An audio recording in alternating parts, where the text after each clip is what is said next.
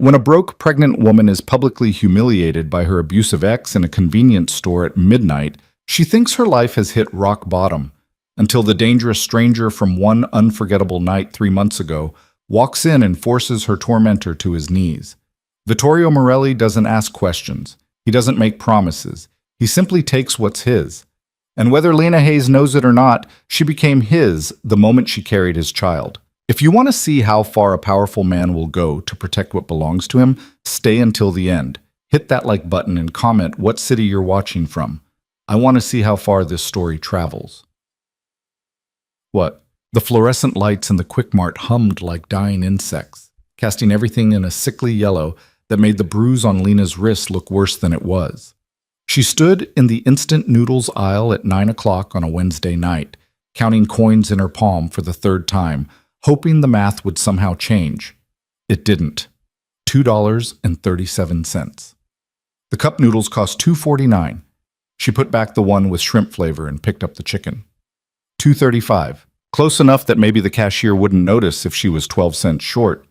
Her stomach cramped, either from hunger or the pregnancy, she couldn't tell anymore, and she pressed her free hand against her abdomen, hidden beneath the oversized thrift store jacket that swallowed her frame.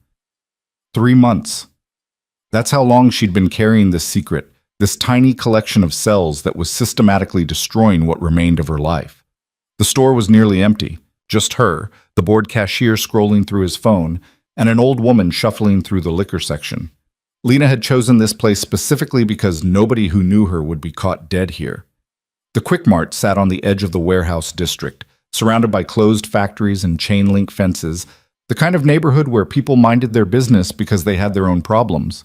She'd been one of those people once, the ones who didn't shop at places like this. 6 months ago, she'd been an account manager at Morrison & Klein, wearing clothes that cost more than her current monthly income, living in an apartment with actual furniture instead of a studio with a mattress on the floor.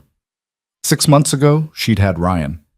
The thought of him made her stomach turn worse than the morning sickness ever had. She moved toward the register, clutching the cup noodles like it was something precious. The cashier barely looked up. Lena set it down, then carefully, quietly, counted out her coins on the counter. $2, $2.25, $2.37. That's $2.49, the cashier said flatly. I know, I'm just... She dug into her pocket, hoping for a miracle. Her fingers found lint and a torn receipt. I'm 12 cents short. Could you... No discounts. He was already reaching to take the cup noodles back. Please. The word came out smaller than she intended. I can bring the 12 cents tomorrow. I just need... Lady, if I let everyone... The door chimed. Lena didn't turn around. She was too focused on the humiliation burning through her chest, the kind that made her want to sink through the floor. She started gathering her coins, hand trembling. Well, Lena fucking Hayes. Her blood went cold. She knew that voice. The particular sneer in it, the way it pronounced her name like an insult. Slowly she turned. Ryan Cole stood just inside the entrance, hands in the pockets of an expensive leather jacket she remembered buying him for his birthday. He looked exactly the same. Sharp jawline, carefully styled dark hair, the kind of handsome that had made her ignore all the warning signs. Behind him stood another man, shorter, wearing a suit that screamed money. Shit, I thought that was you. Ryan's grin widened as he moved closer. What the hell happened to you? You look like you've been living under a bridge. Lena's throat closed. She wanted to say something cutting, something that would make him feel as small as she felt right now, but her voice had abandoned her. Ryan, come on, man.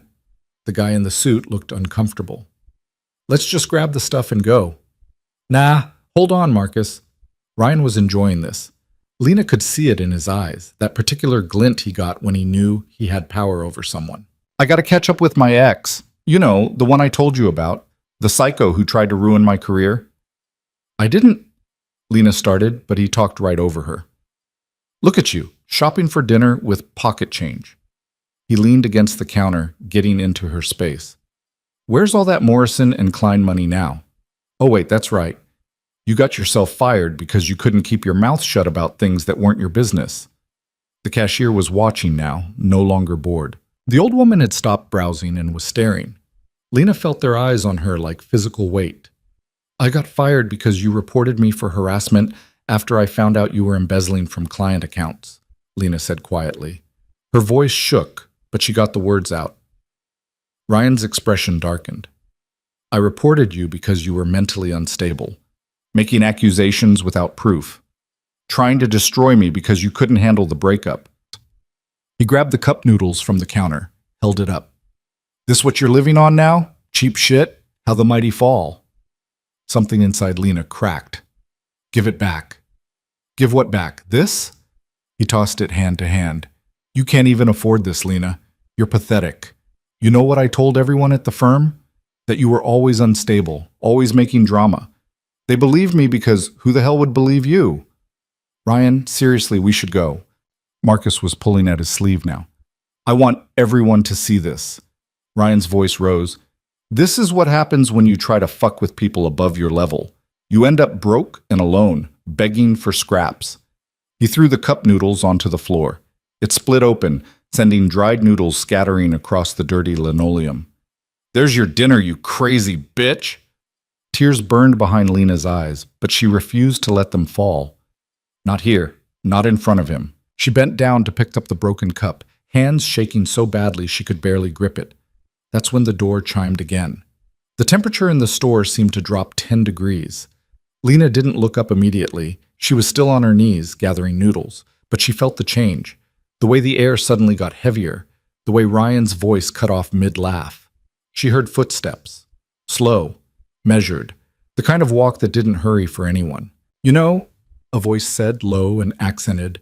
Italian, she thought, though she'd only heard it once before. In my experience, men who need to humiliate women in public are usually compensating for their own inadequacy. Lena's head snapped up. He stood just inside the door, dressed in all black, expensive black, the kind that didn't wrinkle, that probably cost more than her old monthly salary. Tall, maybe 6'2" or 6'3", with dark hair pushed back from a face that was more striking than handsome. Sharp cheekbones, a jaw that could cut glass, eyes so dark they looked black in the fluorescent light. She knew him. One night, 3 months ago, a hotel bar where she'd gone to drink away her severance and her dignity. He'd sat down next to her, bought her a drink without asking, and they'd talked for hours about nothing important. Or maybe they hadn't talked much at all. The details were hazy. She'd been drunk or getting there. What she remembered clearly was the feeling of being seen for the first time in months. The way he'd looked at her like she mattered. And then his hotel room. His hands on her skin. The way he'd made her forget everything else existed. She'd left before dawn without leaving a number, convincing herself it was better that way. That it had been a moment out of time, something that couldn't exist in the real world. Now, here he was, standing in a convenience store at 9 p.m. on a Wednesday, looking at Ryan like he was deciding exactly how much effort it would take to kill him. Who the fuck are you? Ryan had tried to sound tough, but there was an edge in his voice now. The man didn't answer Ryan. His eyes found Lena, still on the floor, and something flickered across his face. Recognition, and then something darker. Lena. He said her name like he'd been carrying it in his mouth for 3 months. Get up. It wasn't a request, but it wasn't cruel either, just certain. Like he expected to be obeyed because he always was. She stood slowly, still holding the broken cup. Her legs felt unsteady. You know this guy? Ryan looked between them, confused and getting angry about it. The man finally looked at Ryan fully.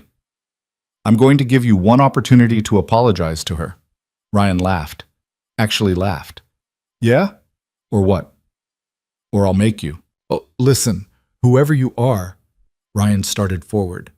He didn't get 2 steps. The man moved faster than Lena would have thought possible for someone his size. One moment he was standing still, the next his hand was wrapped around Ryan's throat, slamming him back against the chip display. Bags of Doritos cascaded to the floor. I don't like repeating myself, the man said conversationally, like he was discussing the weather instead of crushing Ryan's windpipe. So I'll clarify.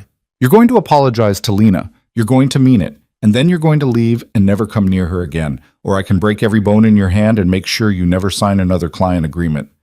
Ryan's face was turning red. He clawed at the hand around his throat. I can't. Marcus, isn't it? The man glanced at Ryan's friend without loosening his grip. You're a lawyer at Peterson and Webb. Your firm represents the Castellano family, so you understand exactly who I am and why you should convince your friend here to cooperate. Marcus had gone pale. Mr. Morelli, that's what I thought. The man, Morelli, finally released Ryan, who collapsed against the chips, gasping. Well? Ryan coughed, rubbing his throat. His eyes were watering. When he finally looked at Lena, there was real fear there. I'm sorry. I'm sorry for what I said. Get on your knees. What? You made her kneel to pick up her food. It seems fair. Morelli's voice was still perfectly calm. You can't. Morelli simply looked at him. That was all. Just looked. Ryan sank to his knees. Now apologize properly. I'm sorry, Lena. Ryan's voice was barely above a whisper. I'm sorry for what I did, for what I said, for all of it. Lena couldn't speak, couldn't process what she was seeing. Ryan Cole, who'd systematically destroyed her life, on his knees in front of her. Good. Morelli stepped back. Now get out, both of you. Marcus was already pulling Ryan to his feet. They half ran to the door, Ryan still coughing, and then they were gone. The door chimed cheerfully behind them. The silence that followed was deafening. Lena realized she was still holding the broken cup of noodles. She set it carefully on the counter, her hand shaking worse now than before. Morelli turned to the cashier. Ring up whatever she wants and add $300 to her account here. We don't have accounts. Morelli pulled out a wallet, extracted several bills without counting them, and dropped them on the counter. You do now. Then he looked at Lena, really looked at her. His eyes traveled over her face, down to the jacket that hung too large on her frame, back up to meet her gaze. She watched his expression shift as he took in the changes. The weight she'd lost, the shadows under her eyes, the exhaustion she couldn't hide. When did you last eat something that wasn't from a convenience store? He asked. That's not. She couldn't finish the sentence. Her brain felt like static. Come. He moved toward the door. Wait. Lena stayed frozen by the counter. I don't even know you. He paused, turned back. You know me well enough. 3 months ago. The Monarch Hotel. You left without saying goodbye. Heat flooded her face. We both knew that was just what? A mistake. The word felt like glass in her throat. Something dangerous flickered through his expression. I don't make mistakes, Lena, and neither do you, apparently, or you wouldn't be in this situation. His eyes dropped deliberately to her stomach. Lena's hand flew to her abdomen instinctively, protectively.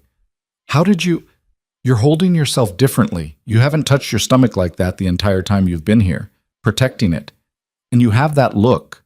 He stepped closer. I grew up with sisters. I know what pregnancy looks like. It's not... She stopped. What was the point of lying? He knew. Somehow, he knew. It has nothing to do with you. Doesn't it?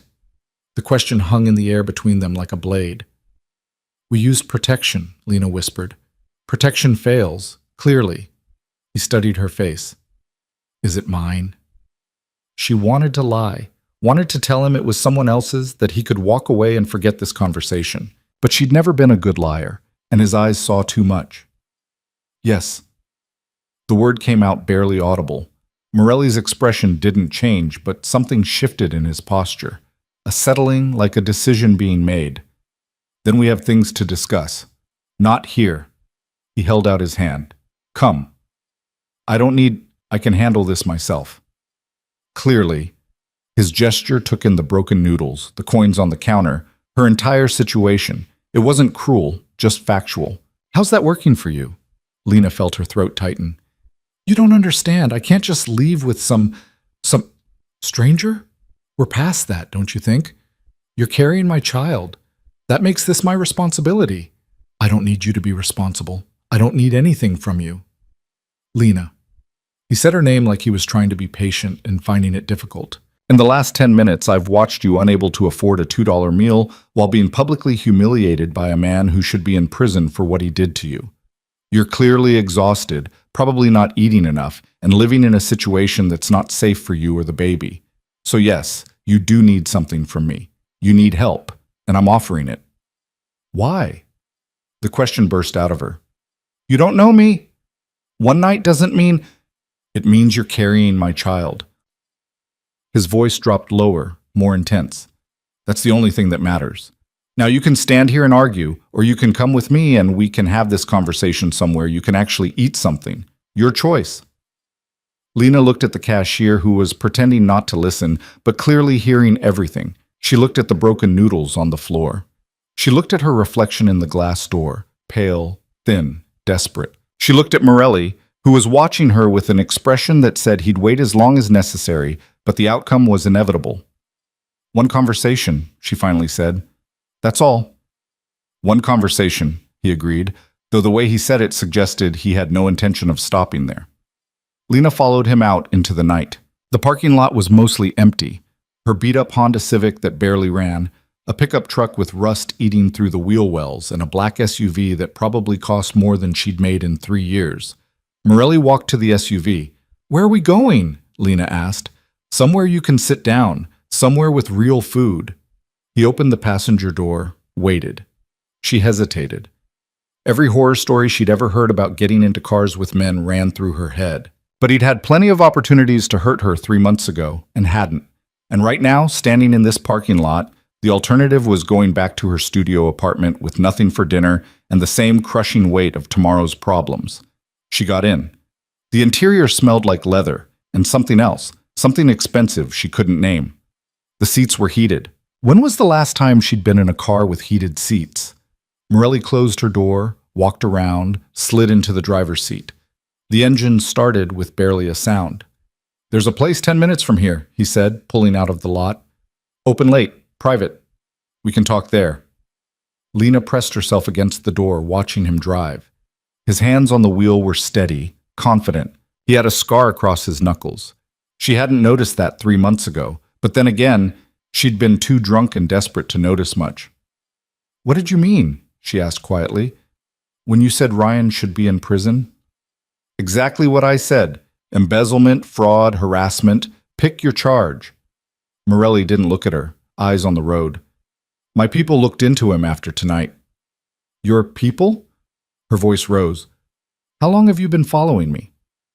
I haven't been following you, but when Marcus mentioned his friend was grabbing something at the Quick Mart and described the scene, I recognized certain details.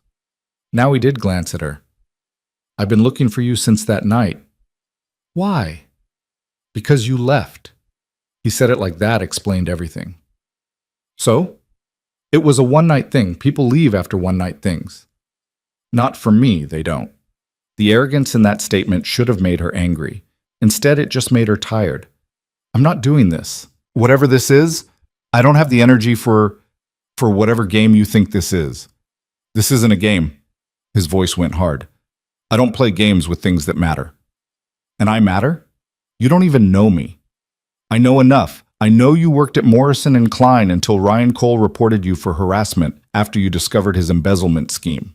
I know your career was destroyed when he spread rumors about your mental health. I know you've been unemployed for 4 months, living on savings that ran out 6 weeks ago.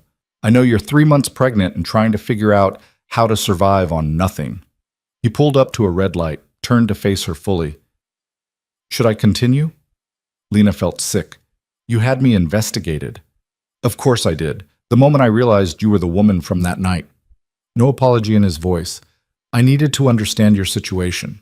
That's an invasion of privacy. That's necessary. The light turned green. He drove. If I'm going to help you, I need to know what I'm dealing with. I didn't ask for your help. You didn't have to. They drove in silence through streets that got gradually nicer, cleaner, until they were in a part of the city Lena hadn't seen in months. The restaurant he pulled up to was small, discreet, the kind of place that didn't advertise because it didn't need to. A valet appeared immediately. Mr. Morelli. The valet's greeting was respectful, almost reverent. Morelli got out, came around to open Lena's door. She climbed out slowly, aware of how she must look. Thrift store jacket, unwashed hair pulled into a ponytail, shoes with worn-through soles. Everyone here probably cost more than her car. This way. Morelli's hand settled on the small of her back, guiding her inside. The interior was dark wood and soft lighting, tables far enough apart that conversations remained private. A man in a suit appeared instantly. Not a waiter, something more. Manager, maybe. Mr. Morelli, your usual table? Please. They were led to a corner booth, secluded, away from the few other diners. Lena slid in, feeling the leather seats, so different from anything she'd touched in months. Morelli sat across from her. Menus appeared. Lena opened hers, then nearly closed it again when she saw the prices. No prices listed, actually. Never a good sign. Order whatever you want, Morelli said. I can't afford... Did I ask if you could afford it? He leaned back, studying her. Order. Food. Now. The command in his voice made her want to argue, but her stomach betrayed her with a loud growl. The waiter was hovering, waiting. Lena looked at the menu again. The pasta and the soup, if that's okay. Bring her both pasta dishes, Morelli said. The soup, the bread service, and the chicken. Also, water and juice. To Lena. When did you last have protein? I don't remember. That's what I thought. To the waiter. Add the steak, medium rare, and bring food quickly. The waiter disappeared. Lena folded her hands on the table. You can't just order my life around like this. Watch me. Morelli leaned forward. Now, let's talk about what happens next. Nothing happens next. You buy me dinner, we go our separate ways, and I figure out my own life. No? Just that? No. You don't get to... You're carrying my child, he interrupted. That means you're my responsibility now. I take care of what's mine. I'm not yours. You are. You just don't know it yet. His eyes held hers. Here's what's going to happen. You're going to move out of whatever place you're living now and into somewhere safe. Somewhere with actual food and heat and security. I'll handle your living expenses. Absolutely not. And make sure you have proper medical care. When was your last prenatal visit? Lena looked away. I haven't been able to afford... That changes tomorrow. I'll have my doctor see you. I don't need your doctor. I don't need any of this. I'm fine on my own. You're not fine. You're barely surviving. He said it gently, which somehow made it worse. And that's not acceptable. Not when you're carrying my child. One night doesn't make this baby yours, Lena said desperately. It doesn't give you the right to control my life. Biology makes this baby mine, and I'm not trying to control your life. I'm trying to make sure you have one. He paused as the waiter returned with water and juice. Once they were alone again. Tell me why you left that night. The change in subject threw her. What? The hotel. You were gone before I woke up. Why? Because that's what you do after one-night stands. You leave. That wasn't a one-night stand. What else would you call it? The beginning. He said it with absolute certainty. I don't sleep with women I'm not interested in, and I was very interested in you. You don't know anything about me. I know you're smart. Funny when you're not exhausted. Stronger than you think you are. His voice lowered. I know you felt something that night. Same as I did. Lena's face burned. I was drunk. You weren't that drunk. Neither was I. He reached across the table, not touching her, but close. I've been looking for you for 3 months, Lena. I don't do that for women who don't matter. Why? The question came out broken. Why me? You could have anyone, someone successful, someone who isn't, she gestured at herself, someone who isn't a mess. I don't want anyone else. I want you. Simple, direct, terrifying. Food started arriving. Soup in a white bowl, steam rising, bread that smelled like heaven. Then pasta, chicken, more plates than she could count. Lena stared at it all. Eat, Morelli said. She picked up her spoon with shaking hands. The soup was the best thing she'd tasted in months, maybe years. Rich, warm, full of actual vegetables. She had to force herself not to gulp it down. Slower, Morelli said. You'll make yourself sick. Lena put the spoon down. I can't accept this. You already are. I mean all of it. The apartment, the money, the everything. I can't be someone's kept woman. I can't be a charity case. You're not charity. You're the mother of my child. He said it like that was the most logical thing in the world. And you're not being kept. You're being taken care of. There's a difference. What difference? Being kept means you have no choice. Being taken care of means I'm ensuring you have everything you need to make your own choices. He gestured at the food. Eat. Please. We can argue about everything else after you're not starving. Lena picked up her spoon again. The soup was still perfect. She moved to the pasta next. Actual pasta, with sauce that tasted like someone had spent hours making it. Each bite made her want to cry. Morelli watched her eat without touching his own food. When she finally slowed down, he pushed the plate of chicken closer. More. I can't. I'm full. You need protein. Eat half at least. She did, because arguing took energy she didn't have. The food sat heavy in her stomach, the first real meal she'd had in weeks. Better? Morelli asked. Yes. She hated how small her voice sounded. Thank you. Don't thank me for basic human decency. He finally took a bite of his own food. Now, tomorrow you're going to see Dr. Reeves. She's an OBGYN, one of the best in the city. She'll do a full exam, make sure everything is okay with the baby. I told you. And after that, we'll look at apartments. I have a few properties that would work. You can choose which one you want. I'm not moving into your property. Why not? Because that makes me dependent on you. What happens if you decide you're done with this? I'll be homeless again. I won't. You can't know that. Yes, I can. He set down his fork. Lena, I'm going to say something, and I need you to really hear it. I don't abandon my responsibilities, ever. This baby is mine, which means you're mine to protect. That's not going to change. Not tomorrow, not in a year, not in 10 years. You are part of my life now, whether you accept it or not. That's insane. You don't even know if you like me. I know I want you safe. I know I want our child to have everything they need. The rest we'll figure out. He leaned back. But here's what won't change. You're not going back to that convenience store for dinner. You're not counting coins to survive. You're not living somewhere without heat or security. Those things are over. Understand? Lena felt tears threatening again. Why are you doing this? Because it's right. Because you need help, and I can provide it. Because that baby deserves better than what you've been able to give yourself through no fault of your own. His voice gentled. And because when I find something I want, I don't let it go. I'm not something to be kept. No, you're someone to be protected. There's a difference. He signaled the waiter. We'll get this wrapped up. You need to rest. Where are you taking me? Your place. Where is it? Lena gave him the address reluctantly. His expression darkened when he heard it. That's not happening. You're not going back there tonight. I have to. All my things can be moved tomorrow. He stood, offering his hand. Tonight, you're staying somewhere safe. I'm not staying with you. I have a guest room, multiple guest rooms. Take your pick. His eyes challenged her.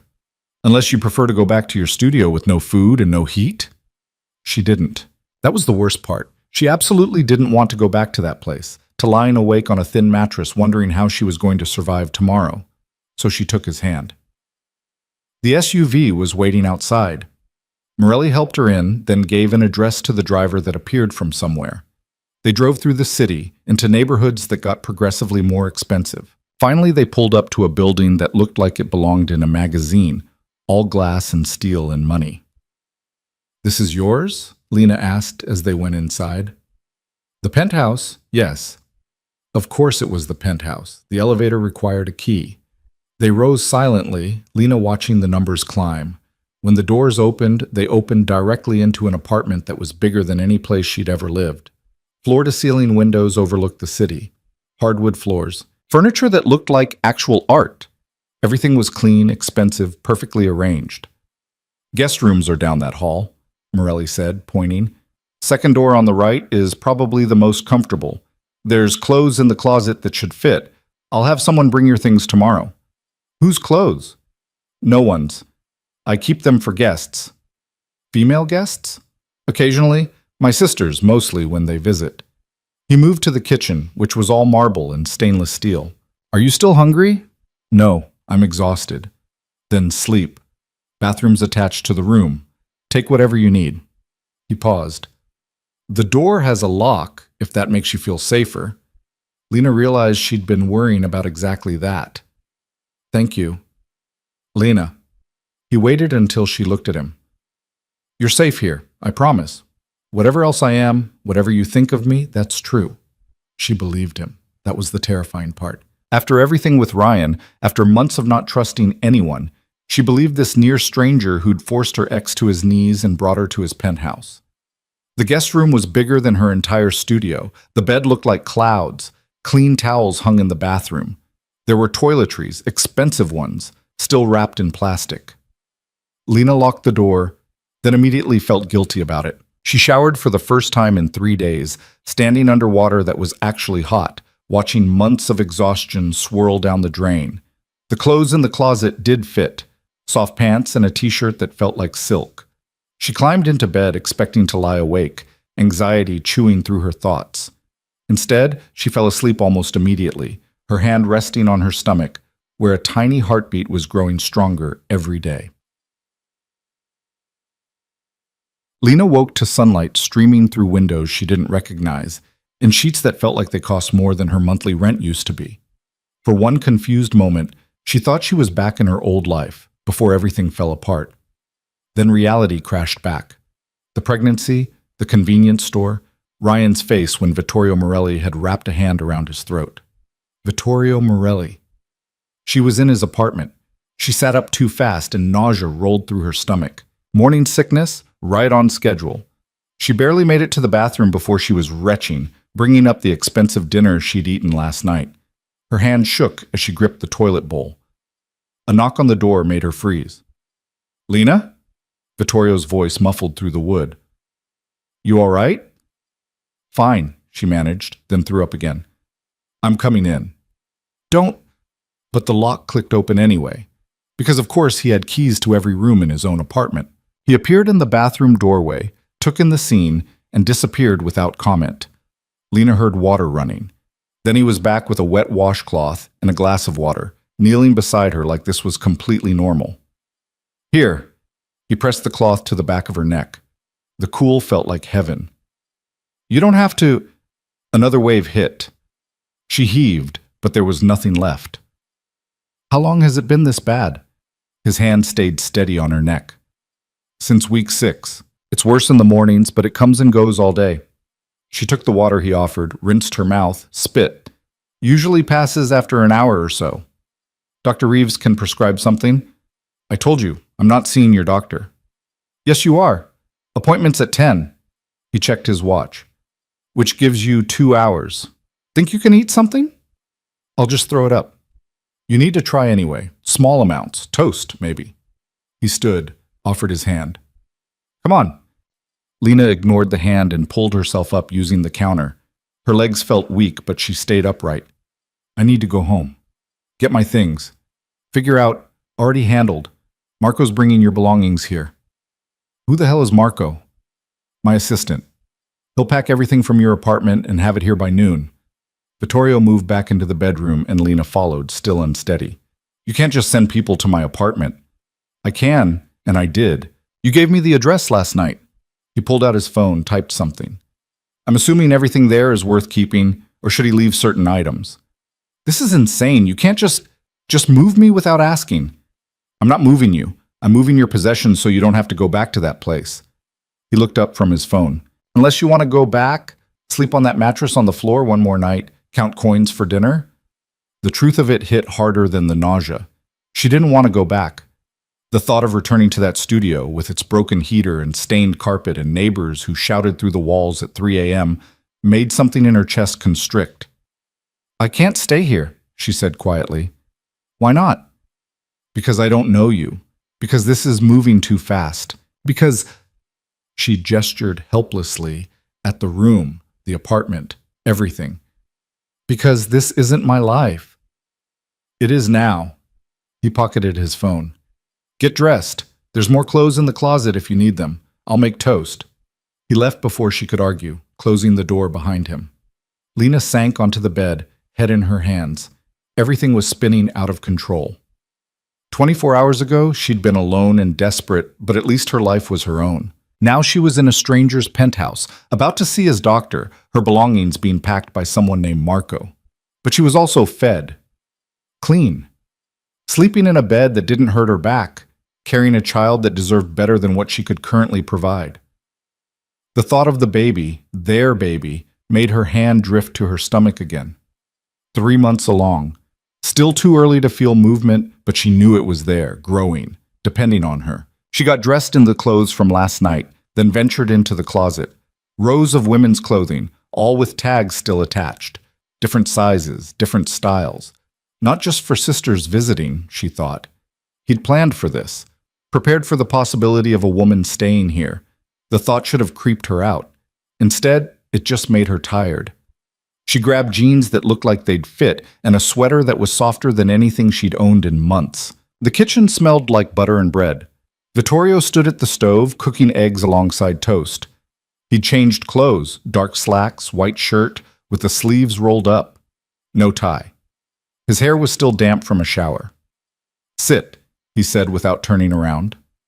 Lena sat at the island, watching him work. He moved efficiently, like someone who cooked for himself regularly. Not what she'd expected from a man who probably had people for everything. "How do you take your eggs?" "I can't. My stomach." Scrambled then. Easier to digest. He plated the food, set it in front of her. "Small bites. If you keep it down for 20 minutes, try more." "You've done this before." It wasn't a question. "My younger sister had hyperemesis with her first pregnancy, threw up everything for 4 months." He poured orange juice. Toast and eggs were the only things that stayed down. Lena took a tiny bite of toast. Her stomach rolled, then settled. "You have sisters?" 3. All married, all with children, all extremely opinionated about how I live my life. Something almost like a smile crossed his face. "They're going to have thoughts about this situation. This situation being me. This situation being that I'm going to be a father." He sat across from her with his own plate. "They'll want to meet you." "No." The word came out sharper than she intended. "I'm not meeting your family. This isn't... We're not together. This is just what? I don't know." She took another bite of toast. It stayed down.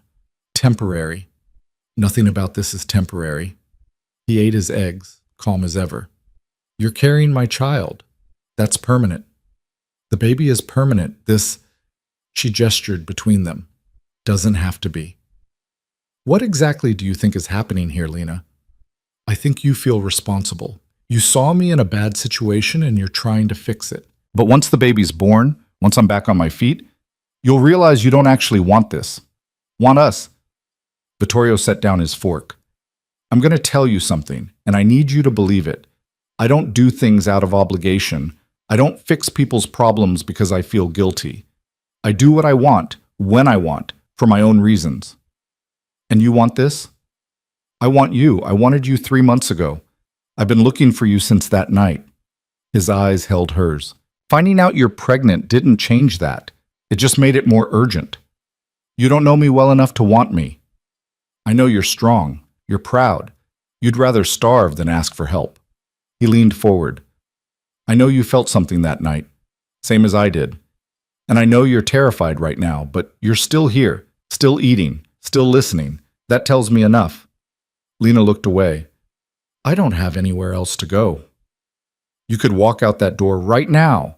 Go back to your apartment, tell me to leave you alone, raise the baby by yourself." He waited until she looked at him again. "But you won't. Because you're smart enough to know that's not what's best for either of you. So I'm supposed to just... what? Move in here? Play house with a man I barely know? You're supposed to let yourself be taken care of while we figure this out. Let me make sure you and the baby are healthy. Let me handle the things you can't handle right now." His voice softened slightly. "And maybe while we're doing that, we get to know each other. See if what happened that night was real or just what? Just two people who needed each other for a moment." The honesty in his voice caught her off guard. She'd expected arrogance, demands, control, not this quiet admission that maybe he was uncertain too. "I don't know how to do this," Lena said finally. "Any of this." "Neither do I, but we'll figure it out." He glanced at his watch. "Finish eating. We need to leave in 40 minutes. The doctor's office was in a building that looked more like a luxury hotel than a medical facility. Marble floors, fresh flowers, art on the walls that was probably worth more than Lena's car. The receptionist greeted Vittorio by name. Mr. Morelli, Dr. Reeves is ready for you both. Exam room 3. They were led down a quiet hallway to a room that looked nothing like any doctor's office Lena had been in. Comfortable chairs instead of examination tables, soft lighting, windows overlooking the city. Dr. Reeves appeared moments later, a woman in her 50s with kind eyes and graying hair pulled into a neat bun. She shook Vittorio's hand, then turned to Lena. You must be Lena. I'm Sarah Reeves. Thank you for coming in on short notice. Her smile was warm, genuine. I understand you're about 3 months along? 12 weeks, I think. I'm not exactly sure. That's all right.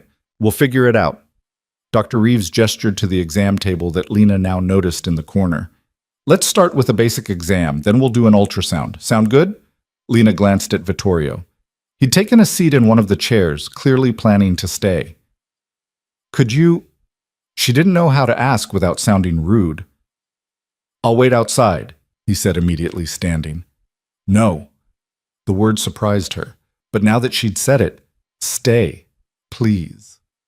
Something shifted in his expression. All right. The exam was thorough but gentle. Dr. Reeves asked questions about her medical history, her symptoms, her living situation. Lena answered honestly, trying not to feel embarrassed about admitting she hadn't been able to afford prenatal care. Well, let's see what we're working with. Dr. Reeves set up the ultrasound machine. This might be a bit cold. The gel on Lena's stomach was freezing. She flinched, and Vittorio's hand found hers without her asking. She didn't pull away. Doctor. Reeves moved the wand across her abdomen, eyes on the screen. Lena couldn't see anything at first, just grainy black and white shapes that meant nothing. Then Dr. Reeves smiled. There we are. Look. She turned the screen, and Lena's breath caught. A tiny form, barely recognizable as human, but unmistakably there, and inside it, a flutter of movement. That's the heartbeat, Dr. Reeves said softly. Strong and steady. Let me get the audio. The room filled with a rhythmic swooshing sound, fast and insistent. Their baby's heart beating inside her body. Lena felt tears sliding down her face before she realized she was crying. Beside her, Vittorio had gone completely still, his eyes fixed on the screen. Everything looks good, Dr. Reeves continued. You're measuring right at 12 weeks, maybe 12 and a half. Due date looks like late September, early October. Baby's developing normally, no concerns that I can see. She made some notes. Though we do need to talk about your nutrition. You're underweight, which isn't ideal. I've been trying to eat, Lena said defensively. I know, but your body's been under significant stress. We need to get you on a proper meal plan, vitamins, make sure you're getting enough calories. She looked at Vittorio. Can you make sure she's eating regularly? Already handled, he said, voice rough. Dr. Reeves printed out several ultrasound pictures, handed them to Lena. I want to see you back in 2 weeks. We'll do a full panel, check your vitamin levels, make sure everything's progressing well. In the meantime, rest, eat, try to reduce stress as much as possible. Thank you, Lena managed. They left with a bag full of prenatal vitamins and supplements, instructions for meals, a list of foods to avoid. Lena clutched the ultrasound pictures like they might disappear if she let go. In the car, Vittorio was quiet. Too quiet. Are you okay? Lena asked finally. I heard the heartbeat. He stared straight ahead. I knew, intellectually, that you were pregnant. But hearing it, seeing it, I know. That's my child. Our child, Lena corrected softly. He turned to look at her then, something fierce and protective blazing in his eyes. Our child. Who I'm going to protect, both of you. Whatever it takes. The intensity scared her a little. Vittorio. Whatever it takes, Lena. I need you to understand that. I will do anything to keep you both safe. She believed him. That was the terrifying part. They drove back to the penthouse in silence.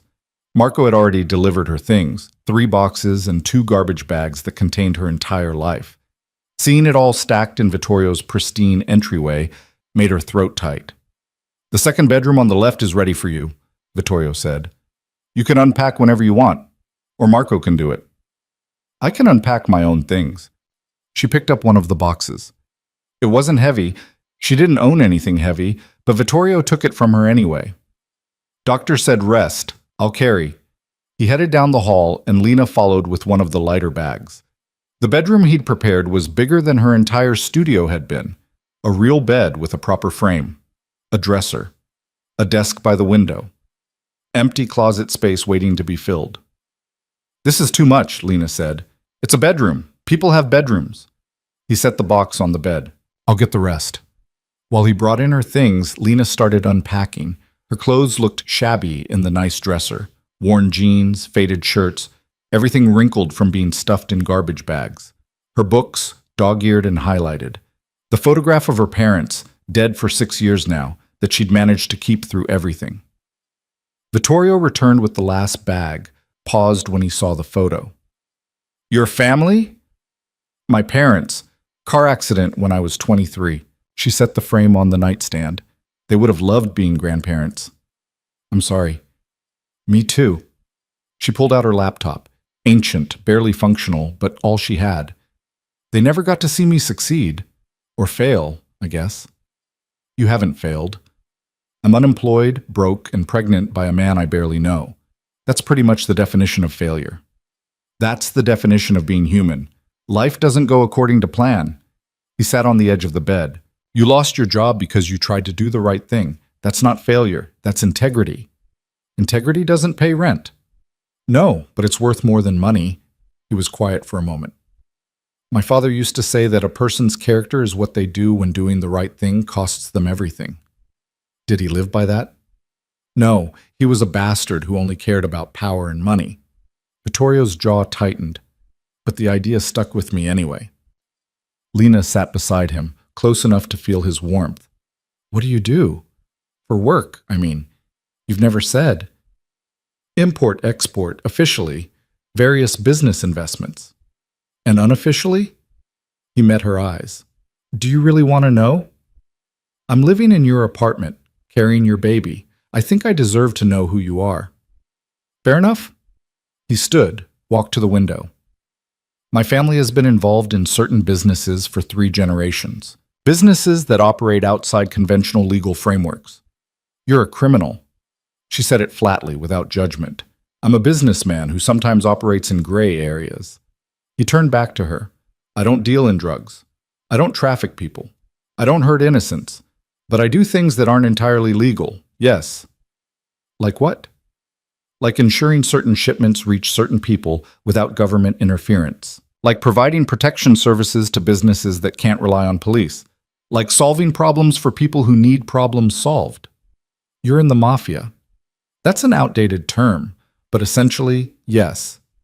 No shame in his voice, just fact. My family has been part of that world since my grandfather came from Italy. It's what I know, what I was raised to be.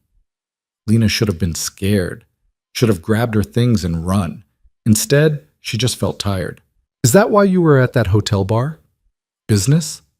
Yes, meeting with someone who needed my services. He came back to sit beside her. And then I saw you, and I forgot about business entirely. What happened to the meeting? I rescheduled it. You were more interesting. I was drunk and depressed. You were honest, real. Everyone in my world wears masks. You weren't wearing anything but your pain. His hand found hers again. It was the most genuine conversation I'd had in years. Lena tried to remember details from that night. They talked about something. Books, maybe? Music? The memories were hazy, but the feeling remained, the sense of being seen, understood. I didn't know any of this, she said quietly. About what you do. Who you are. Would it have mattered? I don't know. Maybe. She looked at their joined hands. Does it make me a terrible person that it doesn't scare me as much as it should? It makes you practical. You know I'm not going to hurt you. How do I know that? Because I've had a dozen opportunities and haven't taken any of them.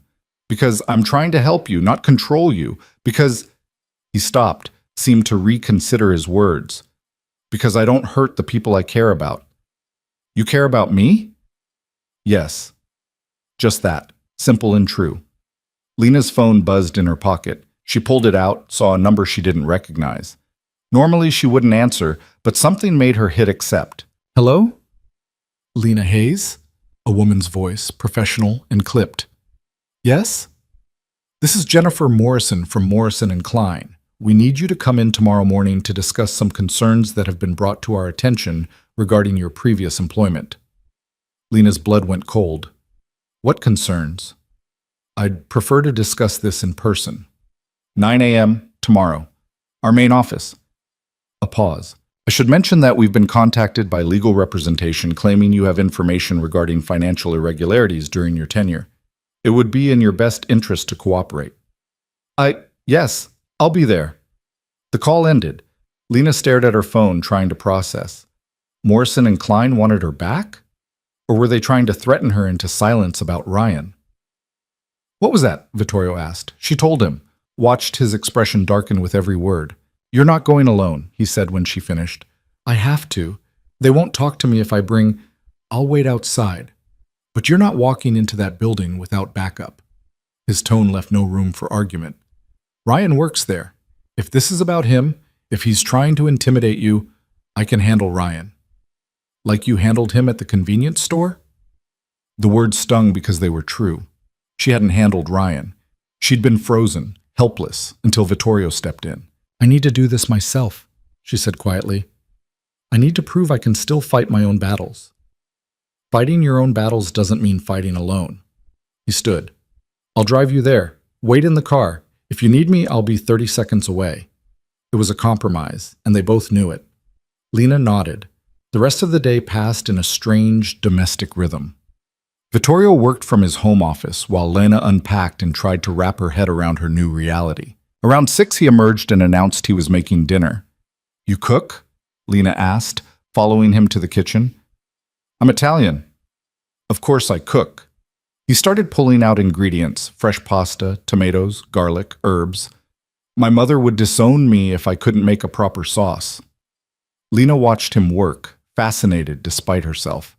He moved with the same confidence he applied to everything else, like he'd done this 1,000 times.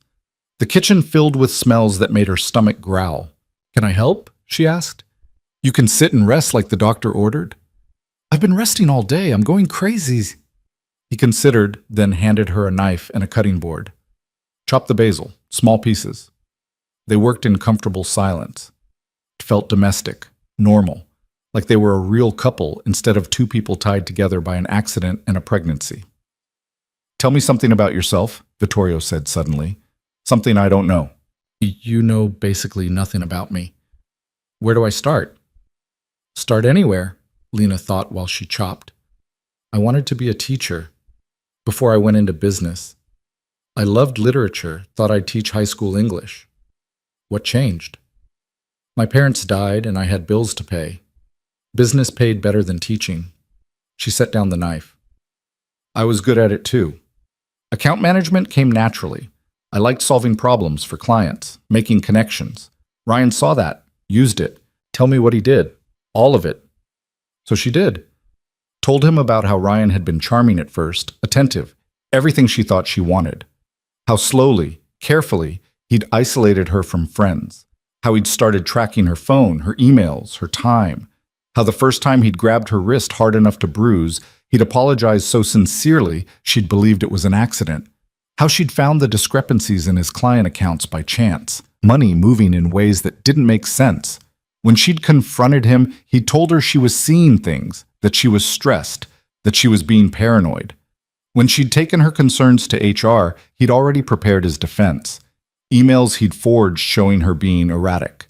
Testimony from coworkers he'd turned against her. A narrative about mental instability that HR had believed because Ryan was beloved and she was just another employee. She'd been fired within a week. Ryan had spread the story through the industry, making sure she'd never work in finance again. Vittorio listened without interrupting. When she finished, his hands had stopped moving. He stood frozen, holding a wooden spoon, his knuckles white around the handle. He needs to pay for that, Vittorio said quietly. He already did. You saw him yesterday. That wasn't payment. That was a warning. He turned to face her fully. He destroyed your career, abused you, slandered you. That requires actual consequences. What kind of consequences? The kind that ensure he never hurts anyone again. The threat in his voice should have scared her. Instead, Lena felt something dark and satisfied curl in her chest. What are you suggesting? I'm suggesting that I have resources, connections, the ability to make problems disappear. He set down the spoon. Say the word, and Ryan Cole becomes a cautionary tale. You mean kill him? I mean ensure he faces appropriate consequences for his actions. That's not your decision to make. You're right, it's yours. He came around the counter, stood in front of her. So make it. Tell me what you want done, and it's done. Lena looked up at him, this dangerous man offering to solve her problems with violence. Part of her wanted to say yes, wanted Ryan to feel even a fraction of what she'd felt. But a larger part knew that wouldn't fix anything. I want him to face legal consequences, she said finally. Real ones. I want everyone to know what he did. I want his career destroyed the way he destroyed mine. But I want it done right. Through the system. The system failed you. Then we make it work this time. She held his gaze. Can you do that? Use your connections to make sure the truth comes out? Get evidence that proves what he did? Vittorio studied her face, then nodded slowly. Yes. It'll take time, but yes. Then that's what I want. He leaned down, pressed his forehead to hers. The gesture was intimate, unexpected. You're better than me, you know that? I don't think I am. I just think I'm tired of violence solving problems. Violence solves plenty of problems, and creates more. She pulled back to look at him. I don't want our child growing up thinking that's the only way. Our child. He said it like he was testing the words. I keep thinking about that. About being a father. Scared? Terrified. The honesty surprised her. I don't know how to be the kind of father a child deserves. My own father was... He stopped. Not a good example. Then we figure it out together. Make mistakes. Learn as we go. She managed a small smile. Neither of us knows what we're doing. At least we'll be equally clueless. He almost laughed. Almost. The sauce is burning. They returned to cooking, but something had shifted between them. A tentative trust, maybe. Or at least an understanding. Dinner was perfect. Pasta with fresh tomato sauce that tasted like summer. They ate at the kitchen island, trading stories about nothing important. Lena learned that Vittorio hated mornings, loved old movies, and had a weakness for terrible puns that he refused to admit to. After dinner, Lena retreated to her room. Exhaustion had crept back, the pregnancy draining her energy faster than she could replenish it. She lay in bed, staring at the ultrasound picture she'd propped on the nightstand. A knock on the door made her sit up. Come in. Vittorio appeared, holding a tablet. I thought you might want to see this. He sat on the edge of her bed, pulled up a document. My legal team pulled Ryan's financial records. He's been embezzling from Morrison and Klein for 3 years. Nearly $2 million across various accounts. Lena's eyes widened. How did you get this? Don't ask questions you don't want answered. He scrolled through pages of transactions. This is more than enough to put him away. If we give this to the right people, he's done. Who are the right people? Federal prosecutors. I have contacts in the U.S. Attorney's Office. They'll be very interested in this. He looked at her. But once we hand this over, there's no taking it back.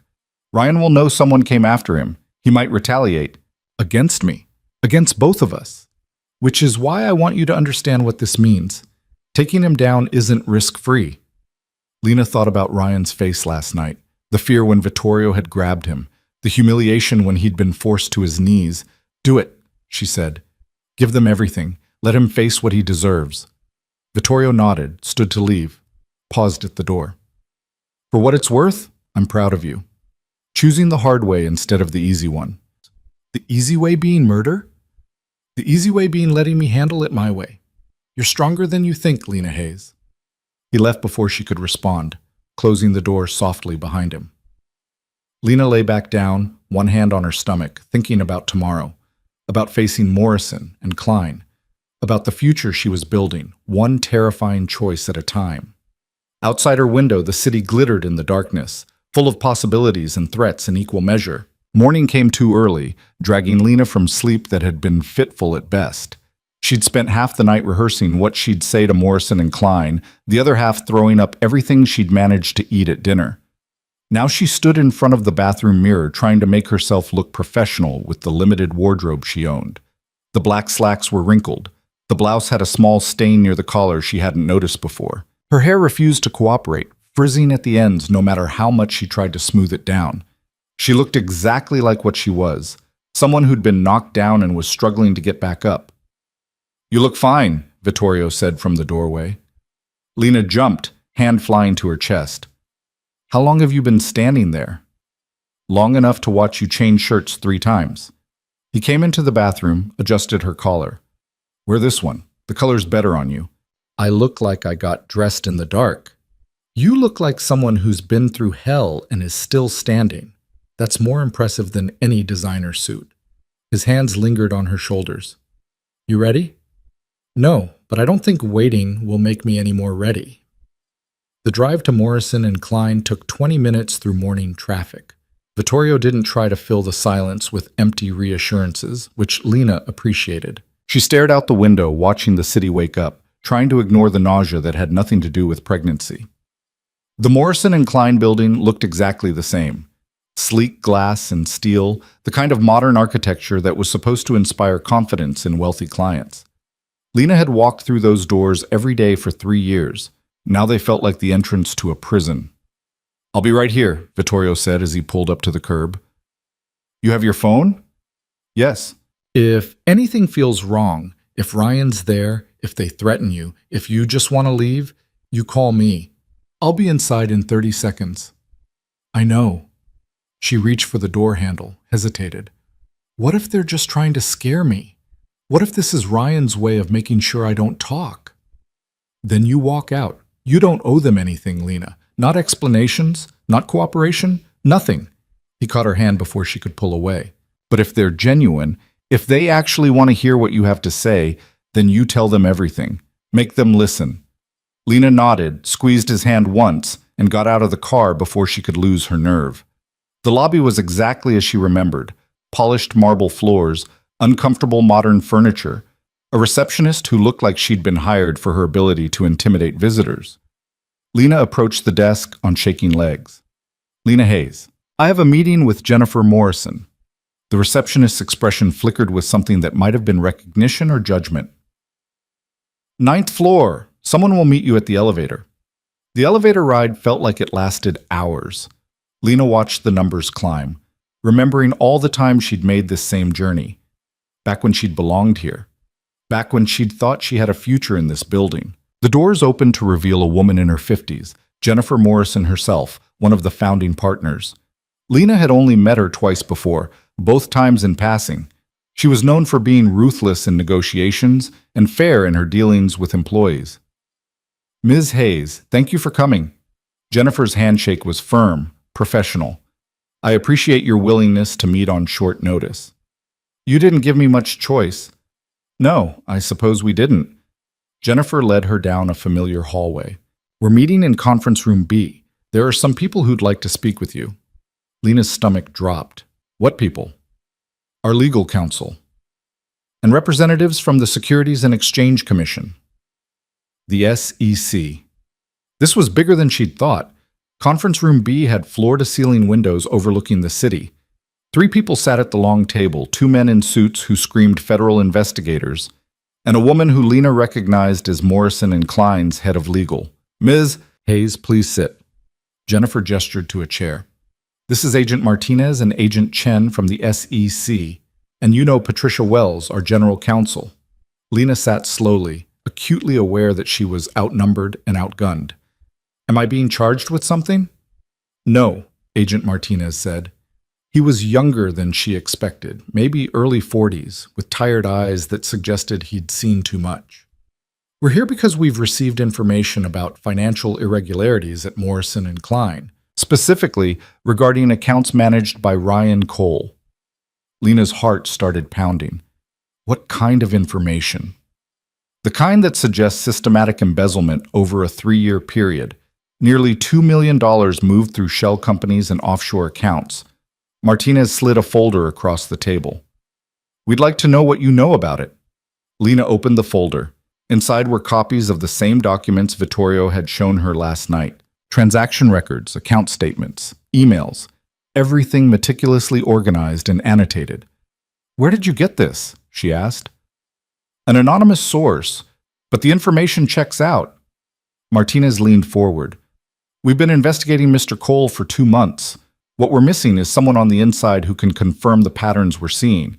Someone who understands how he operated. You think I'm that person?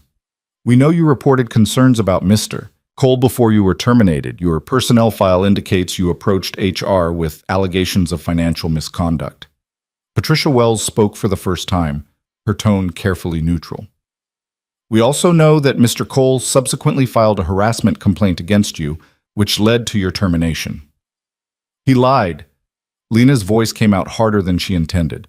Everything he told HR was a lie. I found discrepancies in his accounts, and when I confronted him, he destroyed my career to shut me up.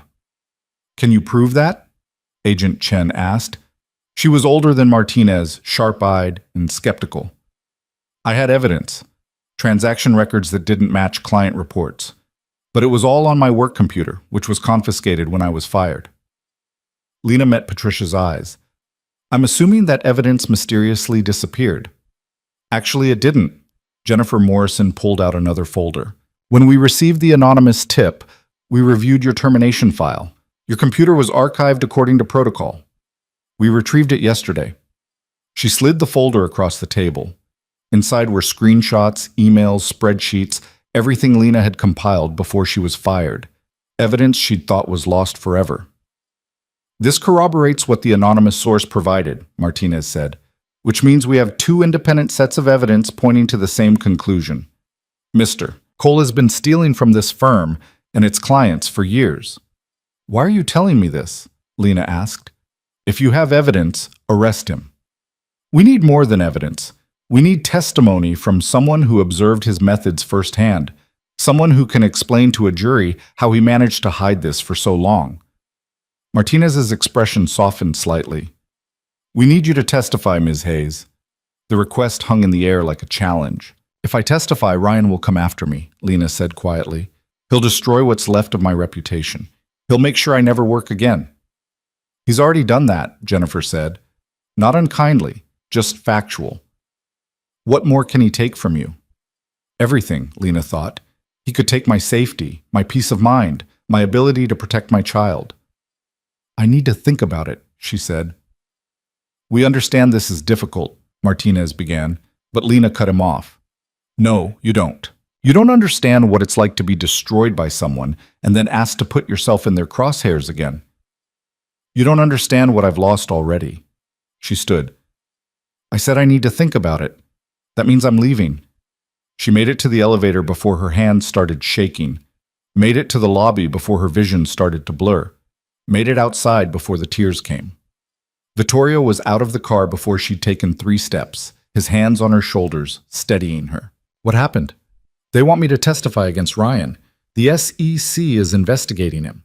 They have evidence, but they need someone to explain it to a jury. The words tumbled out between gasps. If I do it, he'll destroy me. If I don't, he gets away with everything. Get in the car. Vittorio guided her to the passenger seat, then climbed in beside her. He didn't start the engine, just let her cry until she couldn't anymore. When she finally quieted, he handed her a handkerchief, an actual cloth handkerchief, like something from another era. Tell me everything they said. So she did. Told him about the SEC agents, the evidence, the request for testimony. Told him about seeing her old files, knowing that she'd been right all along, but it hadn't mattered. They want you to be the hero, Vittorio said when she finished. Put yourself at risk to take down the bad guy. I'm not a hero, I'm just tired. Then don't do it. Lena looked at him. What? Don't testify. Let the SEC build their case without you. You don't owe Morrison and Klein anything. You certainly don't owe Ryan the satisfaction of watching you fight for justice while he tries to destroy you again. But if you don't, they'll find another way. Or they won't, and Ryan will face consequences eventually anyway. But you'll be safe. You and our baby will be safe. He reached over, placed his hand on her stomach. That matters more than revenge. It's not about revenge. It's about making sure he can't do this to anyone else. Noble, but not your responsibility. His voice was gentle but firm. You tried to stop him once and lost everything. You don't have to sacrifice yourself again. Lena leaned back against the seat, closing her eyes. Part of her wanted to agree with him, wanted to walk away and let someone else fight this battle. But another part, the part that had gone into HR all those months ago knowing it might cost her job, couldn't let it go. I need to go back, she said quietly. Lena, I need to go back and tell them yes. Because if I don't, I'll spend the rest of my life wondering if I could have stopped him, if I could have saved someone else from what he did to me. She opened her eyes, looked at him. I need to do this, even if it's stupid, even if it's dangerous. I need to know I tried. Vittorio studied her face for a long moment. Then he nodded. All right, but I'm coming with you this time. They won't let you in the meeting. I don't need to be in the meeting. I need to be close enough that if Ryan shows up, I can handle it before he gets near you. They went back inside together. Jennifer Morrison looked surprised to see Lena return, more surprised to see the man with her. Ms. Hayes, I didn't expect— I'll testify, Lena said, on 3 conditions. Martinez and Chen had come out to the lobby, drawn by the commotion. What conditions? Martinez asked. 1. You provide protection. I'm not doing this if Ryan can get to me before trial. 2. You arrange for any legal consequences he's facing to be made public. I want everyone who believed his lies about me to know the truth. 3. She glanced at Vittorio. You let Morrison and Klein's legal team handle my representation during the investigation. I can't afford my own lawyer. Patricia Wells stepped forward. The firm would be happy to provide counsel, Ms. Hayes. Considering the circumstances of your termination, it's the least we can do. Then we have a deal. Martinez extended his hand. Lena shook it, feeling like she was signing away her safety, but unable to stop herself. The next 2 hours were a blur of paperwork and preliminary statements. Vittorio stayed in the lobby, a silent presence that Lena could feel even through closed doors. Knowing he was there made it easier to answer the hard questions, to explain exactly how Ryan had manipulated accounts, forged documents, convinced everyone he was the golden boy while stealing millions. By the time they finished, it was past noon and Lena felt like she'd run a marathon. Martinez walked her to the lobby. We'll be in touch about next steps. In the meantime, don't go anywhere alone. Don't talk to Ryan or anyone associated with him. And don't discuss the case with anyone outside your legal team. Understood. Vittorio stood when he saw her, his eyes scanning her face for signs of damage. We're done here? We're done. They didn't speak until they were back in the car, away from Morrison and Klein and its implications. I'm proud of you, Vittorio said finally. Don't be. I probably just made the stupidest decision of my life. Maybe, but it was your decision. That matters. He started the engine. Are you hungry? Starving, actually, but also exhausted and nauseous, and about 12 other things. Then we'll get food and go home. You need to rest. Home. He said it so casually, like his penthouse was already hers, like they were already a unit instead of 2 people still figuring each other out. They stopped at a place that specialized in healthy meals for pregnant women, which apparently was something that existed in whatever tax bracket Vittorio occupied. Lena ate grilled chicken and vegetables that tasted expensive while Vittorio made phone calls in Italian, his voice low and rapid. What was that about? Lena asked when he hung up. Security. I'm having someone watch your old apartment and the convenience store, anywhere Ryan might think to look for you. You think he'll come after me? I think he's a narcissist who just found out he's being investigated. Narcissists don't react well to being cornered. Better to be prepared. He took a bite of his own food. I'm also having someone look into his current residence, his routine, his known associates. If he makes a move toward you, we'll know before he gets close. That seems excessive. That seems prudent. There's a difference.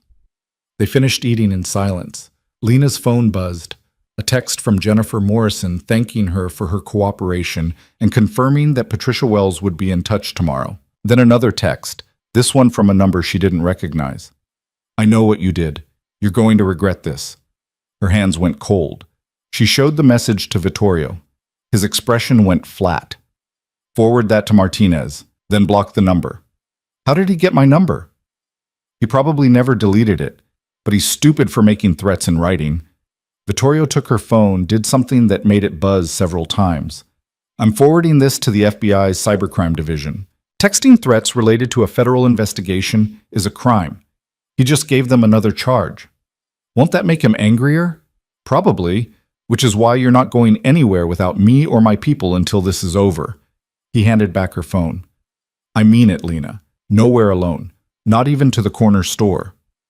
That's insane. I can't live like that. You can, and you will. At least until Ryan's in custody. His voice left no room for argument. I'm not risking you or the baby because you think I'm being paranoid. Lena wanted to argue, but the text message had rattled her more than she wanted to admit. Ryan had always been controlling, but this was different.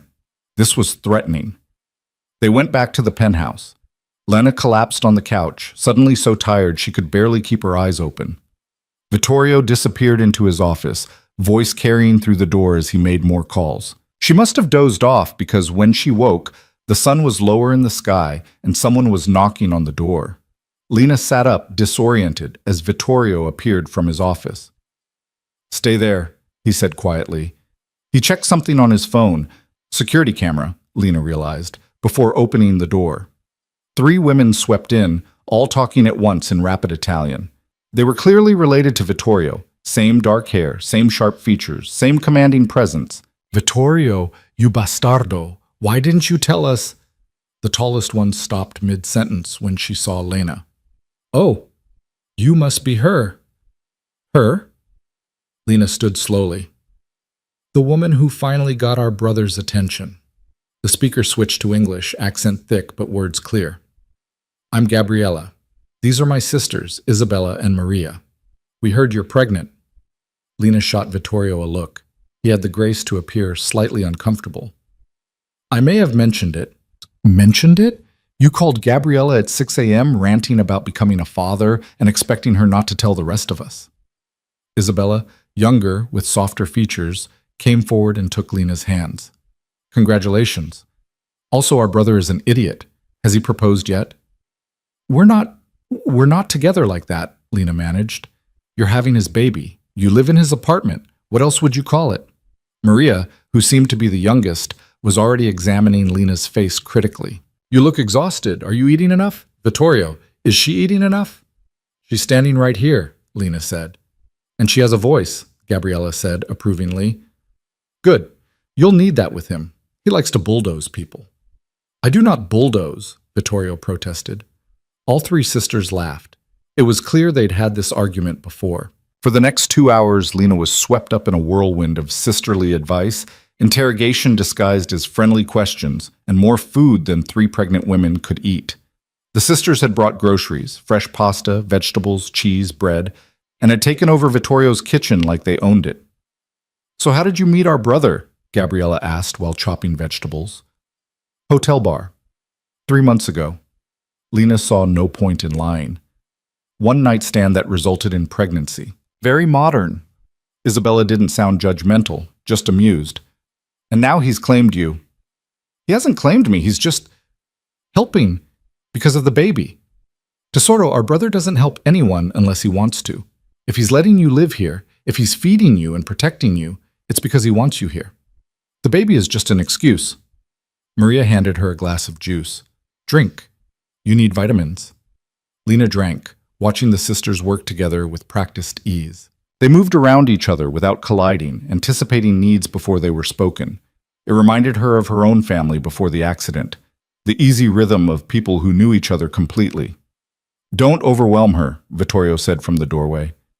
She's had a long day. We're not overwhelming. We're bonding. Gabriella pointed a wooden spoon at him. You should have told us sooner. We would have helped. I'm telling you now.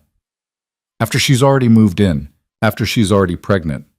Very efficient, Fratello. Isabella's tone was dry. What's next? Secret wedding? There's no wedding, Lena said quickly. Yet, Maria added with a grin. Dinner was loud and chaotic, and exactly what Lena hadn't realized she needed. The sisters told stories about Vittorio as a child, how he'd been protective even then, getting into fights defending them at school. How he'd taken over their father's business at 25 when it became clear the old man was running it into the ground. Our father was not a good man, Gabriella said bluntly. He cared more about power than people.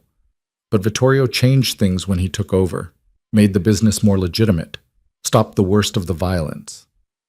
Not all of it, Vittorio said quietly. No, not all, but enough that we can sleep at night. Isabella reached across the table, squeezed his hand. You're better than him, better than he ever was. After dinner, the sisters insisted on cleaning up despite Lena's protests. When they finally left, with promises to visit again soon and threats of dire consequences if Vittorio didn't take care of her, the apartment felt too quiet. I'm sorry they ambushed you, Vittorio said. Don't be. Lena searched for the right word. They're wonderful. I haven't had family in years. I forgot what it felt like. They liked you. I could tell. How? Because they would have been polite if they didn't. When my sisters like someone, they're loud about it. He started making tea without asking if she wanted any. How are you feeling? About today? Terrified. Like I just painted a target on my back. She accepted the tea he handed her. But also relieved. Like I'm finally doing something instead of just surviving. The SEC will protect you during the trial. But until then, you're vulnerable. Ryan knows you're cooperating. He'll try to discredit you or scare you into backing out. So what do? We make sure he can't get to you, and we prepare for whatever he tries. Vittorio sat beside her on the couch. I've dealt with men like Ryan before. Bullies who think money and connections make them untouchable. They fold when someone actually fights back. And if he doesn't fold, then I make him. No hesitation, no doubt. Lena should have been disturbed by how easily he talked about violence. Instead, she just felt safe, protected in a way she hadn't felt in years. Her phone buzzed again. Another unknown number. Another message. You always were a lying bitch. No one's going to believe you. Vittorio saw it over her shoulder. His jaw tightened. He's getting sloppy. Good. Angry people make mistakes. I don't want him making mistakes near me. He won't get the chance. Vittorio took her phone, forwarded the message to Martinez. Tomorrow, I'm having new security installed. Cameras, reinforced locks, the works. And you're getting a security detail. A what? Someone to stay with you when I can't. Someone trained to handle threats. He looked at her. I know you don't like feeling controlled, but this is non-negotiable. Your safety is non-negotiable. And if I say no, then I'll follow you myself and you'll have no privacy at all. Your choice. Put that way, it wasn't much of a choice.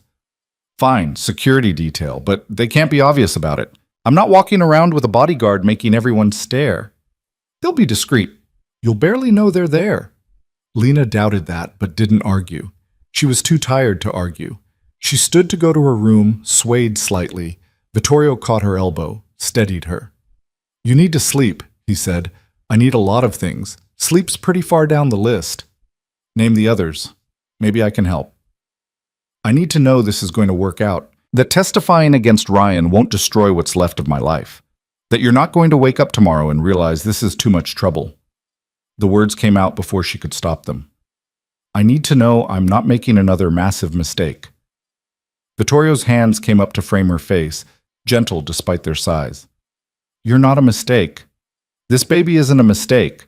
Whatever happens with Ryan, whatever happens with the trial, we'll figure it out together, I promise. You can't promise that. I can, and I am. He leaned down, pressed his forehead to hers like he had the night before. I'm not going anywhere, Lena. Get used to it. She wanted to believe him, wanted to trust that this would work out, but trust had been beaten out of her by Ryan's fists and lies. I don't know how to do this, she whispered. Do what? Let someone help me. Let someone in. I've been alone for so long, I don't remember how to be anything else. Then we learn together, one day at a time. He pulled back to look at her. Go sleep. Tomorrow will be easier. It wasn't a lie exactly, just a hope disguised as certainty. Lena went to her room, climbed into bed still wearing her clothes, and stared at the ceiling while her mind raced through everything that had happened. The SEC investigation, Ryan's threats, Vittorio's sisters appearing like some kind of Italian intervention squad, the baby growing inside her, oblivious to all the chaos. She placed both hands on her stomach, feeling nothing yet, but knowing life was there. "We're going to be okay," she whispered to the tiny presence. "I'm going to make sure of it, whatever it takes." In the morning, she'd face whatever came next.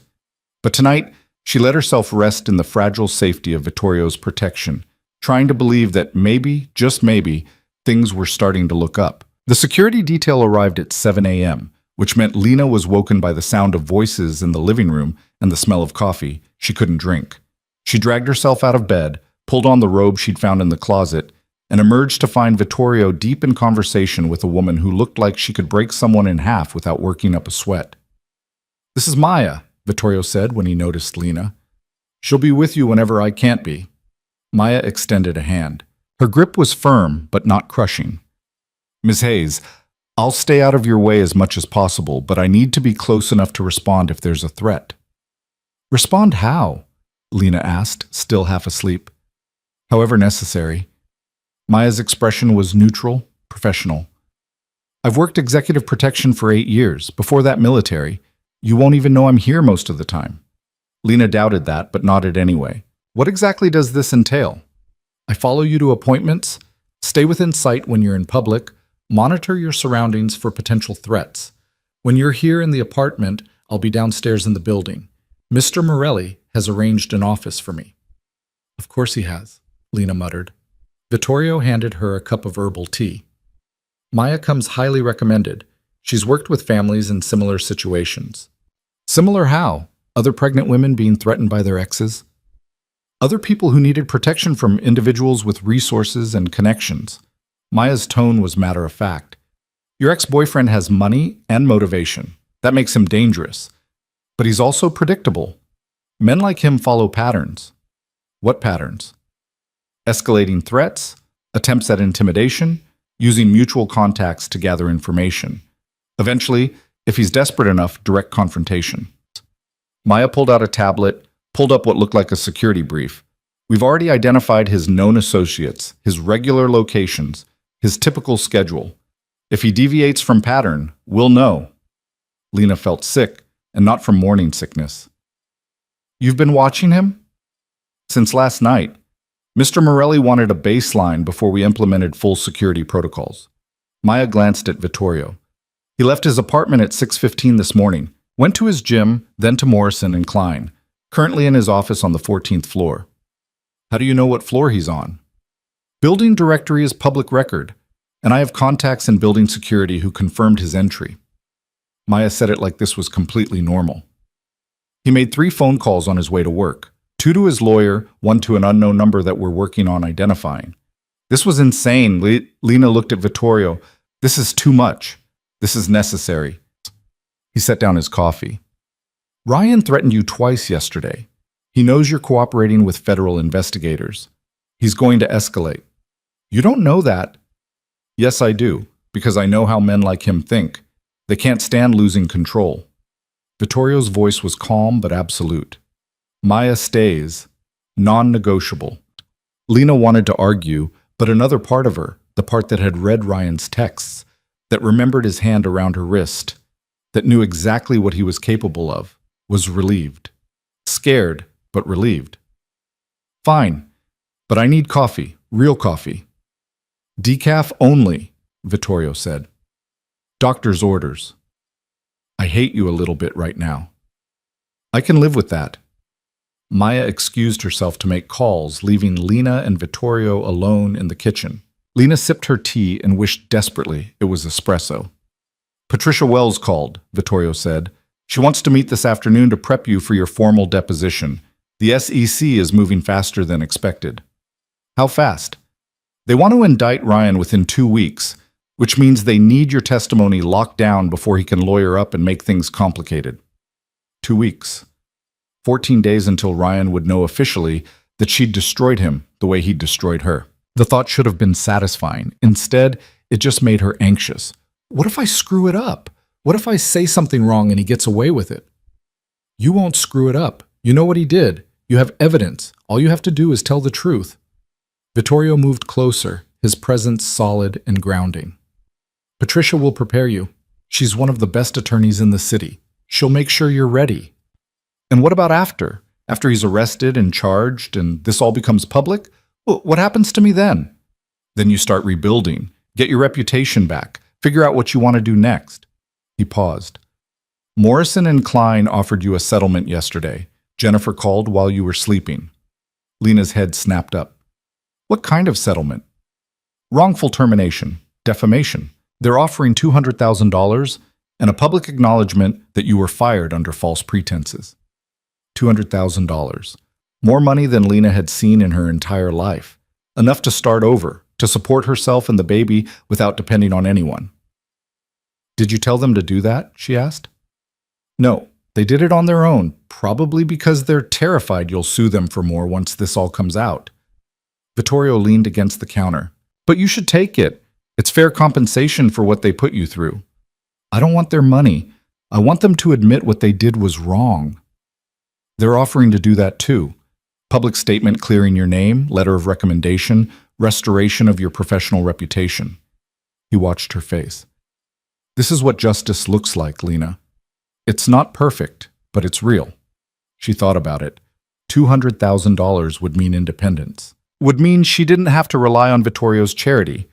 Would mean choices. I'll take it, she said finally.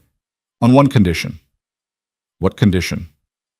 They have to personally apologize. Jennifer Morrison and whoever else was involved in my termination, I want them to look me in the eye and admit they were wrong. Vittorio's mouth curved slightly. I'll make sure that happens.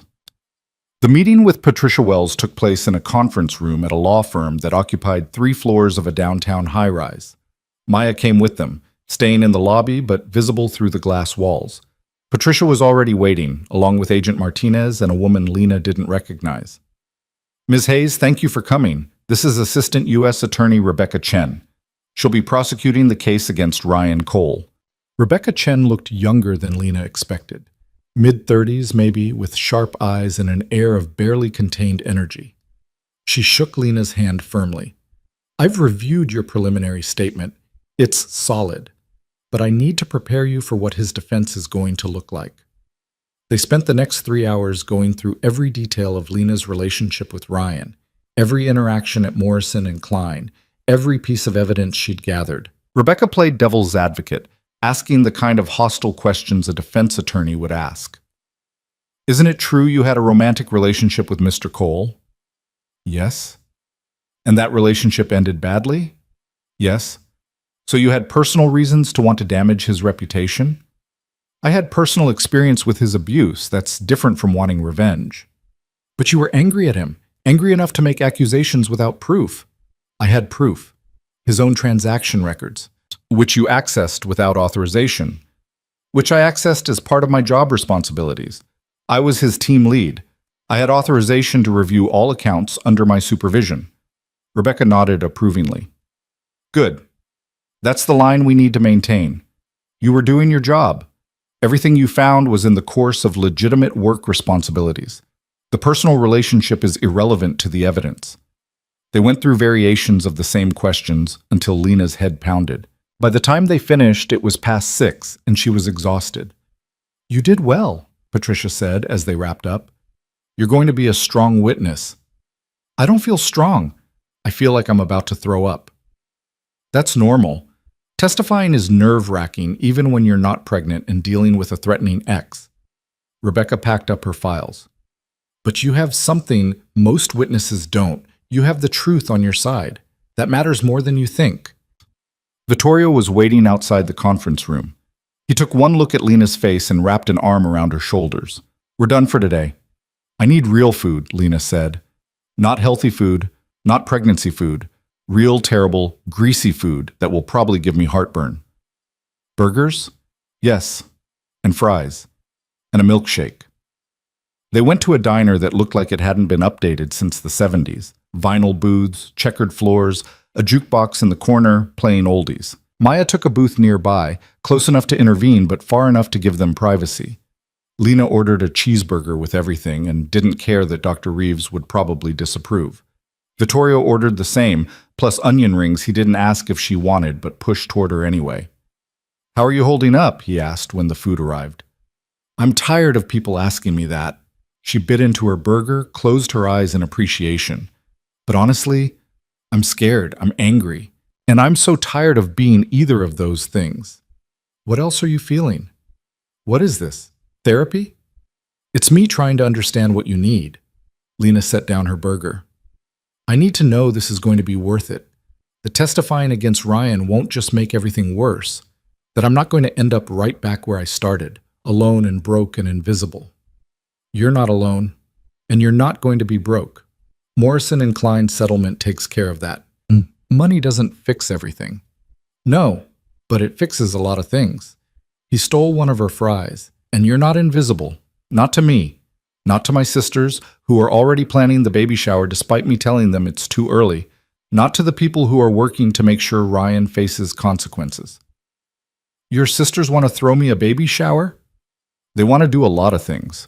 I've been fielding texts all day." He pulled out his phone, showed her the screen. "Gabriella wants to know if you need baby furniture. Isabella wants to take you shopping for maternity clothes. Maria wants to set up a nursery. I told them to slow down, but they're not listening." Lena felt something warm and unfamiliar spread through her chest. "They barely know me. They know you're important to me. That's enough for them." He said it simply, like it was obvious, like her importance was a settled fact. "I'm not used to this," Lena said quietly. "People caring, people showing up for years. It's just been me." "Get used to it, because they're not going away. None of us are."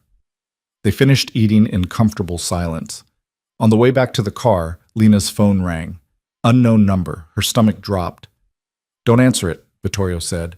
"I have to. It could be the SEC or—" "It's not. It's him." He took the phone from her hand, answered it himself, put it on speaker. "This is Vittorio Morelli. Whatever you're calling to say, you can say it to me." A pause.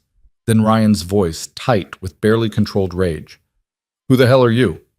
"The person who's going to make sure you pay for every threat, every lie, every time you laid hands on her." Vittorio's tone was conversational, almost pleasant.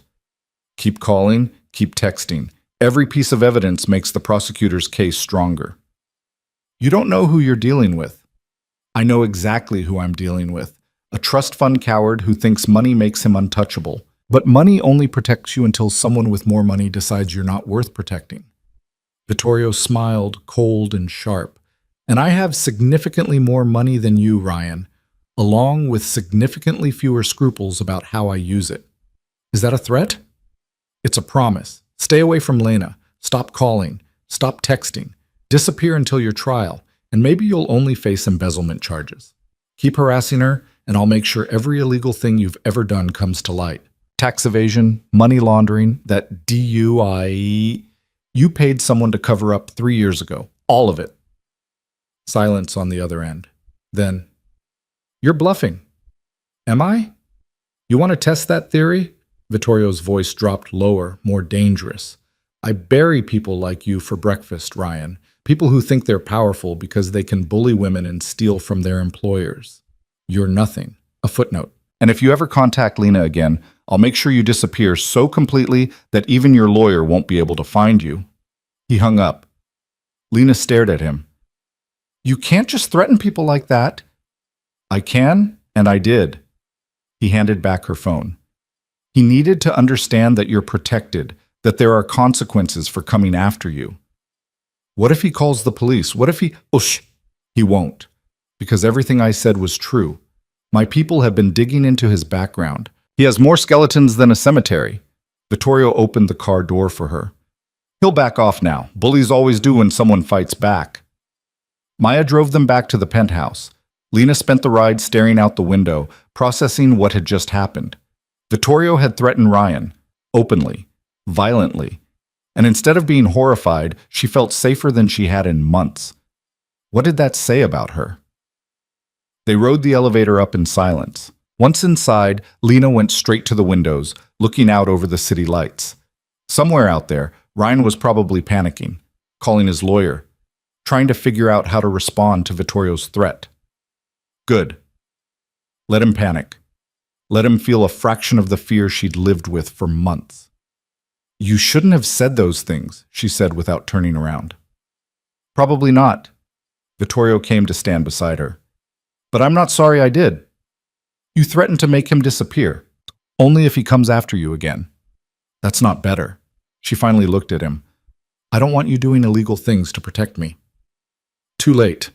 I've been doing illegal things since the moment I met you, having you investigated, tracking Ryan's movements, accessing financial records I had no legal right to see. He shrugged. I'm not a good man, Lena. I told you that, but I'm good to the people I care about. And you care about me. Yes. No hesitation. Why? You barely know me. I know enough. I know you're brave even when you're terrified. I know you'd rather starve than accept help you think you don't deserve. I know you're carrying my child and trying to figure out how to survive while also trying to make sure a criminal faces justice. He turned to face her fully. I know that when I look at you, I see someone worth protecting, someone worth fighting for. Lena's throat tightened. I don't know how to respond to that. You don't have to respond. You just have to let me do it. And what happens when you realize I'm not worth all this trouble? When the novelty wears off and you remember you're a powerful man who could have anyone, and instead you're stuck with a broke, unemployed woman with more baggage than an airport? Then I guess I'm stuck. He said it lightly, but his eyes were serious. I'm not looking for perfect, Lena. I'm looking for real. And you're the most real thing I've found in years. Before she could respond, his phone rang. He glanced at the screen, frowned. I need to take this. He disappeared into his office, leaving Lena alone with her thoughts and the city lights. She pressed her hand to her stomach, feeling the slight curve that was just starting to show.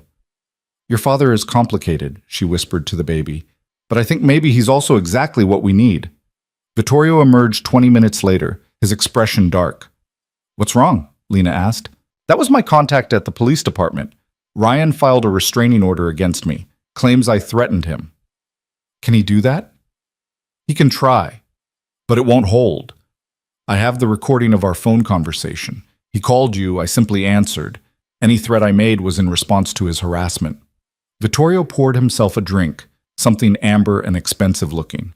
But it tells me he's desperate enough to try to use the legal system against me. What do?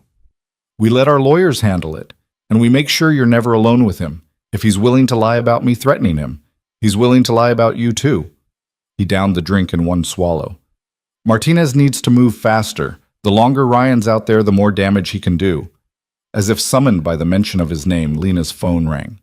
Martinez's number. Ms. Hayes, I have news. We're moving up the timeline. We're arresting Ryan Cole tomorrow morning at 8 Mas, I need you to come in at 9 to finalize your testimony. Lena's heart started pounding. Tomorrow? He's escalating. The restraining order, the phone calls, he's showing consciousness of guilt. The U.S. attorney wants to move before he can flee or destroy evidence. A pause. This is good news. It means he's going to face consequences sooner than we thought. Okay, I'll be there. She hung up, turned to Vittorio. They're arresting him tomorrow. Something fierce and satisfied crossed his face. Good. I should feel happy about this, relieved. But I just feel scared, terrified. She sank onto the couch. What if something goes wrong? What if he finds a way out of this? He won't. Vittorio sat beside her, pulled her against his side. He's going to pay for what he did to you, every bit of it. Lena wanted to believe him, wanted to believe that justice actually existed, that people like Ryan faced consequences. But she'd spent too many months watching him get away with everything to trust that easily. Tell me something, she said. Something to distract me from thinking about tomorrow. Like what? Anything. Tell me about your family, your childhood, something that has nothing to do with Ryan or trials or any of this. Vittorio was quiet for a moment, then, my mother used to make fresh pasta every Sunday. All of us would crowd into the kitchen, my sisters, my cousins, whoever was around. She'd let us help, even though we mostly made a mess. My father hated it, said it was beneath us to be in the kitchen like servants. But she did it anyway. She did it anyway. Said that a family that doesn't eat together falls apart. His voice softened with memory. She died when I was 19. Cancer, fast and brutal. And after she was gone, we stopped making pasta together. Stopped doing a lot of things. My father got meaner, my sisters got quieter, and I got angry. Is that when you took over the business? A few years later. But the seeds were planted then. I saw what he was doing, running the family into the ground with his greed and his violence. I knew if someone didn't stop him, we'd all end up dead or in prison. He shifted, his arm tightening around her. So I stopped him, forced him out, took control, made different choices. Do you regret it? Sometimes. The choices I made to get here, they cost me things. Cost me parts of myself I'll never get back. He looked down at her. But if I hadn't made those choices, I wouldn't be here now. Wouldn't have found you. Wouldn't be about to become a father. So no, I don't regret it. Lena settled deeper against him, letting his warmth and solidity ground her. Tomorrow, Ryan would be arrested. Tomorrow, everything would change. But tonight, she could rest here, safe and protected, and let someone else carry the weight for a little while. Thank you, she said quietly. For what? For answering my phone, for threatening Ryan, for making me feel like maybe I'm not completely alone in this. You're not alone. You're never going to be alone again. He pressed a kiss to the top of her head, gentle and unexpected. Get some sleep. Tomorrow's going to be a long day. Lena knew she should go to her room, knew she should maintain some distance, some independence. But she was so tired of being independent, of being strong, of being alone. So instead, she stayed exactly where she was, curled against Vittorio's side, and let herself believe that maybe this could work, that maybe they could build something real out of this chaos. Outside the windows, the city continued its endless motion, indifferent to the small dramas playing out in its towers. But inside the penthouse, something was shifting, something fragile and new and terrifying in its potential. Lena fell asleep there on the couch, Vittorio's arm around her, his heartbeat steady beneath her ear. And for the first time in months, she slept without nightmares. Morning arrived with gray light and the sound of rain against the windows. Lena woke disoriented, still on the couch, covered with a blanket she didn't remember pulling over herself. Vittorio was gone, but she could hear him in the kitchen. She checked her phone, 7:30. In 30 minutes, federal agents would arrest Ryan Cole. The thought made her stomach churn. Coffee's ready, Vittorio called. Decaf. Still hate you for that, she called back, but got up and went to the kitchen anyway. He handed her a mug and a plate of toast. Eat. You need to keep your strength up. I'm not hungry.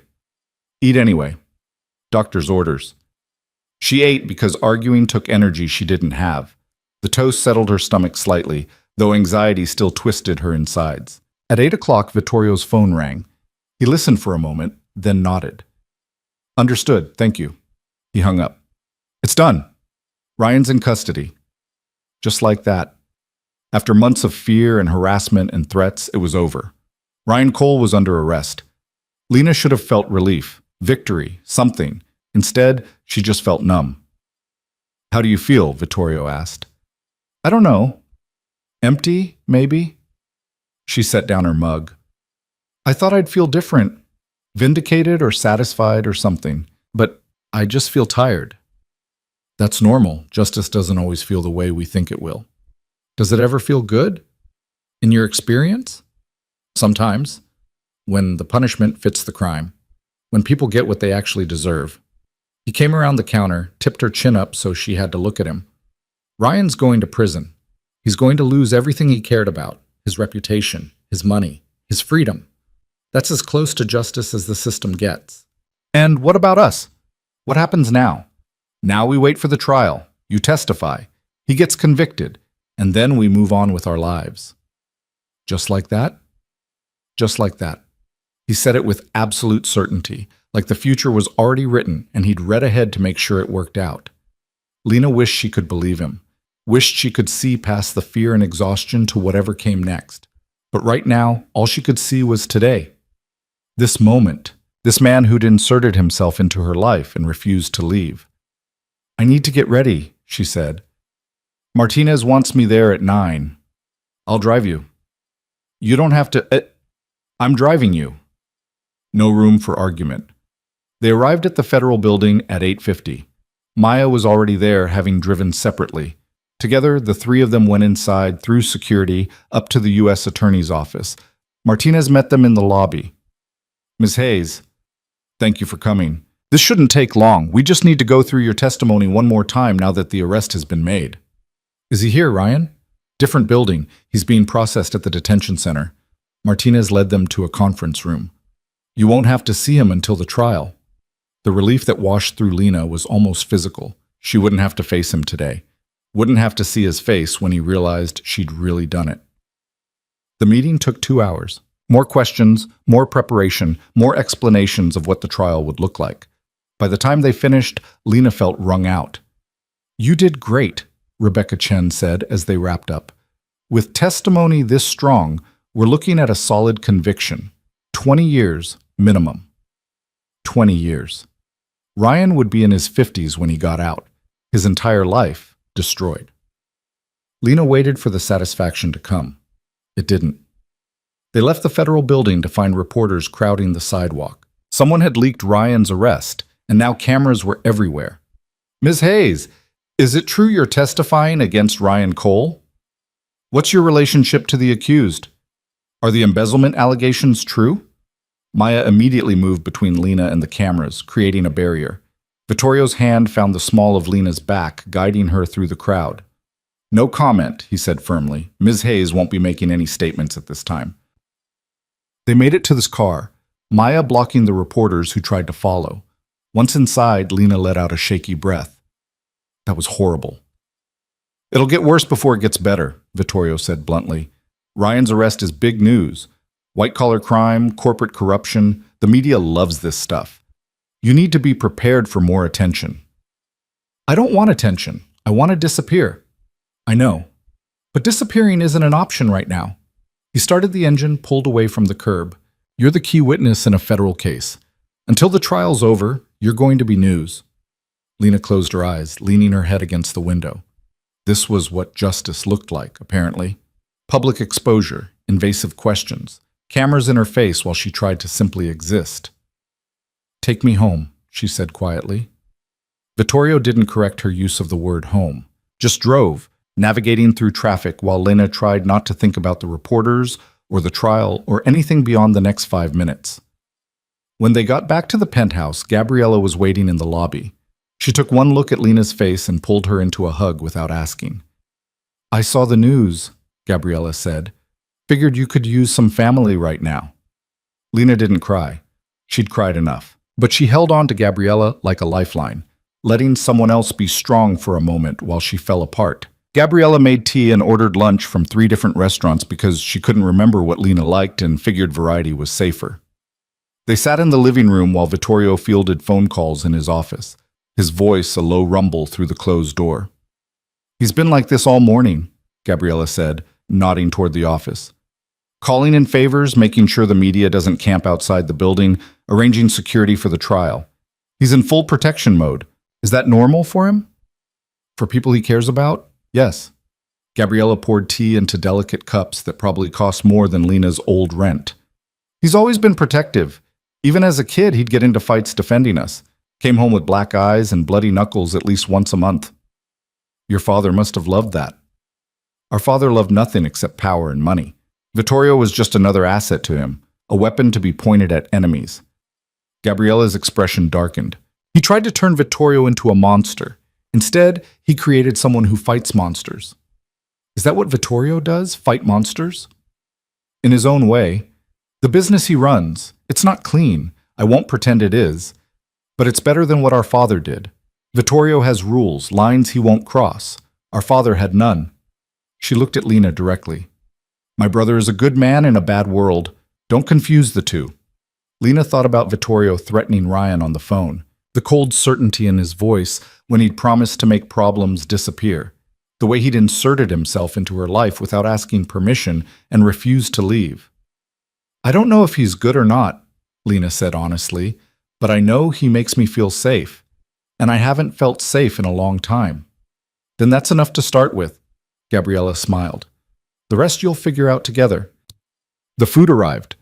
Italian from one restaurant, Thai from another, and burgers from the diner they'd gone to the night before. Gabriella had clearly been thorough. They were halfway through lunch when Vittorio emerged from his office, looking tired in a way Lena hadn't seen before. He sat heavily on the couch beside her. Martinez called. Ryan's lawyer is trying to get the charges reduced. Claims the evidence was obtained illegally. Lena's stomach dropped. Can he do that? He can try. But Martinez says it won't work. The evidence came from Morrison and Klein's own servers and your work computer. Nothing illegal about that. Vittorio rubbed his face. His lawyer's just throwing everything at the wall to see what sticks. Standard defense strategy. What if something does stick? What if they find a way to get the evidence thrown out? They won't. Rebecca Chen is too good for that. He looked at the spread of food, raised an eyebrow at his sister. Planning to feed an army? Planning to make sure she eats something she actually wants. Gabriella pushed a plate toward him. You look terrible. When did you last sleep? I'll sleep when this is over. Vittorio, I'm fine. His tone said the discussion was closed. To Lena, I need you to stay inside for the next few days. No going out, not even with Maya. The media is going to be watching for you. I can't just hide in here forever. Not forever, just until the trial. It's 3 weeks away. You can handle 3 weeks. 3 weeks of being trapped in this apartment, no matter how nice it was. 3 weeks of waiting for the other shoe to drop. Lena wanted to argue but didn't have the energy. Fine. 3 weeks.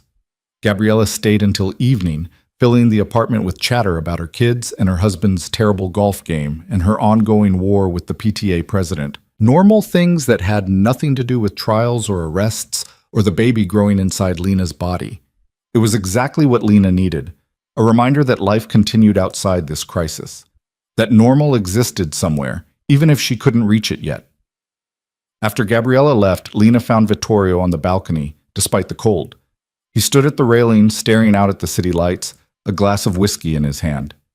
You should be inside, he said without turning around. It's too cold for you. I'm fine. Needed air. She came to stand beside him, pulling her sweater tighter. Your sister thinks you're working too hard. My sister thinks everyone works too hard. She didn't speak to me for a month when I missed her son's birthday party. Why did you miss it? Because I was handling a situation that couldn't wait. He finally looked at her. A rival family thought they could move into our territory. I had to make sure they understood that wasn't going to happen. How did you make them understand? Do you really want to know? Lena thought about it. Did she? Did she want to know the details of what Vittorio did in the shadows, the violence he wielded to maintain control? No, she said finally. I don't think I do. Smart. He drained his glass. I'm not proud of everything I've done, the things I've had to do to build this life, to protect my family. Some of them keep me up at night, but I'd do them again if I had to. That's who I am. And who are you trying to be, for the baby? The question seemed to catch him off guard. He turned to face her fully, leaning against the railing. Better. Someone who doesn't solve every problem with threats and violence. Someone our child can look up to without being ashamed. You think the baby will be ashamed of you? I think if I don't change, they should be. His voice was rough with something Lena couldn't quite identify. I want to be the kind of father who's there for school plays and birthday parties, who teaches them to be strong but also kind, who shows them that power doesn't have to mean fear. That's not the man you are now. I don't know what man I am now. I'm still figuring it out. He reached out, tucked a strand of hair behind her ear. The gesture was tender, unexpected. But I know I want to be better, for you, for the baby, for myself. Lena's breath caught. You don't have to change for me. Maybe not, but I want to anyway. His hand lingered on her cheek. You make me want to be someone worthy of the way you look at me. And how do I look at you? Like you're trying to decide if I'm a monster or a man. Like you want to believe I'm the latter, but you're scared you're wrong. His thumb brushed across her cheekbone. I'm both, Lena. I've done monstrous things, but I'm trying to be better. That has to count for something. It does. She covered his hand with hers. It counts for everything. He leaned down slowly, giving her time to pull away, to say no, to stop this before it became something neither of them could take back. Lena didn't pull away. Instead, she rose on her toes and met him halfway. The kiss was gentle at first, testing, questioning. Then deeper as Lena's hands found his shoulders and his arms wrapped around her waist, careful of her stomach, protective even in desire. It felt like coming home, like finding something she'd been searching for without knowing she'd lost it. When they finally broke apart, both breathing hard, Vittorio rested his forehead against hers. "I've wanted to do that since the moment I saw you again in that convenience store," he admitted, "even covered in humiliation and holding broken noodles. Especially then, you looked so fierce, trying not to cry in front of him, so determined to survive. I wanted to kill him for making you feel small." His arms tightened around her. "I still do, some days." "Don't. He's not worth it." Lena pulled back to look at him. "What is this? Between us?" "I don't know. But I know I don't want it to stop." He searched her face. "Do you?" She should say yes, should protect herself from the inevitable moment when he realized she was too much work, too damaged, too complicated. But standing here in his arms, warm and safe and wanted, she couldn't make herself say the words. "No," she whispered. "I don't want it to stop." "Good." He kissed her again, softer this time. "Let's go inside. You're freezing." The next 3 weeks passed in a strange limbo of waiting and preparation. Lena met with Rebecca and Patricia almost daily, going over testimony until she could recite it in her sleep. Morrison and Klein issued their public apology. Jennifer Morrison herself delivered it in person, looking genuinely ashamed as she admitted the firm had failed Lena. The settlement money appeared in Lena's account, more zeros than she'd ever seen in her life. The media coverage intensified. Reporters camped outside the building until Vittorio's lawyers got them moved back a block. Lena's name appeared in articles dissecting the case, analyzing her role, speculating about her relationship with Vittorio. Someone found an old college photo of her and plastered it across the news alongside unflattering recent photos taken outside the federal building. The internet had opinions, of course. Half thought she was brave for testifying. Half thought she was a vindictive ex trying to destroy an innocent man. Lena stopped reading the articles after the first week. Her pregnancy progressed. The morning sickness finally eased around week 14, replaced by a constant fatigue that Dr. Reeves assured her was normal. Her stomach rounded out enough that regular clothes stopped fitting, and Isabella appeared one morning with shopping bags full of maternity wear, designer labels, soft fabrics, clothes that made Lena feel almost pretty despite the exhaustion and stress. Vittorio's sisters became constants in her life. They showed up without warning, bringing food and gossip and normalcy. They argued over baby names and nursery colors, and whether Lena should find out the gender or wait to be surprised. They treated her like family, like she'd always been part of their lives, and Lena realized with a start that she'd become part of something she hadn't known she'd needed, a family who showed up, who cared, who refused to let her face things alone. And through it all, Vittorio was there, working from home so he wouldn't leave her alone, making sure she ate, rested, took her vitamins, holding her when the anxiety got too bad, when the what-if spiraled out of control. He didn't promise everything would be fine. He was too honest for empty reassurances, but he promised he'd be there, and somehow that was enough. 3 weeks after Ryan's arrest, the trial began. The courthouse was a circus. News vans lined the street. Protesters held signs, some supporting Lena, others proclaiming Ryan's innocence. The security to get inside was intense, multiple checkpoints and metal detectors and guards who looked like they expected violence. Maya stayed close as they made their way through the crowds. Vittorio walked beside Lena, his hand on her back, his presence a shield between her and the chaos. Rebecca met them at the courtroom doors. "You ready?" she asked Lena. "No, but I don't think I'll ever be ready for this." "That's normal. Just tell the truth. That's all you need to do." The courtroom was smaller than Lena expected. Rows of wooden benches, harsh fluorescent lighting, the judge's bench looming at the front. And there, at the defense table, sat Ryan Cole. He looked thinner than she remembered, paler. His expensive suit couldn't hide the fact that he'd lost weight, that his eyes were shadowed with sleepless nights. When he saw her, something flickered across his face. Anger, maybe, or fear. Lena looked away. He didn't deserve her attention anymore. The trial lasted 4 days. Lena testified on day 2, walking to the witness stand on shaking legs while every eye in the courtroom tracked her movements. Ryan's lawyer tried to rattle her, asking pointed questions about their relationship, about her mental health, about whether she'd really acted out of integrity or revenge. "Isn't it true you had a nervous breakdown after being fired from Morrison and Klein?" the lawyer asked. "I had a difficult time, yes. I was fired unjustly and blacklisted from my industry. That tends to affect a person's mental health. And isn't it true you've held a grudge against Mr. Cole ever since?" "I've held him accountable for his actions. That's not the same as a grudge." "But you wanted revenge, wanted to see him punished." "I wanted justice. There's a difference." The lawyer tried several more approaches, but Lena didn't break. She told the truth about finding the discrepancies, about reporting them, about Ryan's retaliation. She produced emails, transaction records, documentation of everything she'd witnessed. And when the lawyer finally sat down, looking frustrated, Lena caught Rebecca's slight nod of approval. The rest of the trial was testimony from forensic accountants, FBI agents who'd traced the money, former Morrison and Klein employees who'd noticed Ryan's suspicious behavior but been too afraid to report it. The evidence was overwhelming. By day 4, even Ryan's lawyer looked defeated. The jury deliberated for 6 hours. Lena spent them in a private room with Vittorio, unable to eat, unable to sit still. She paced while he worked on his laptop, trying to distract himself, neither of them succeeding.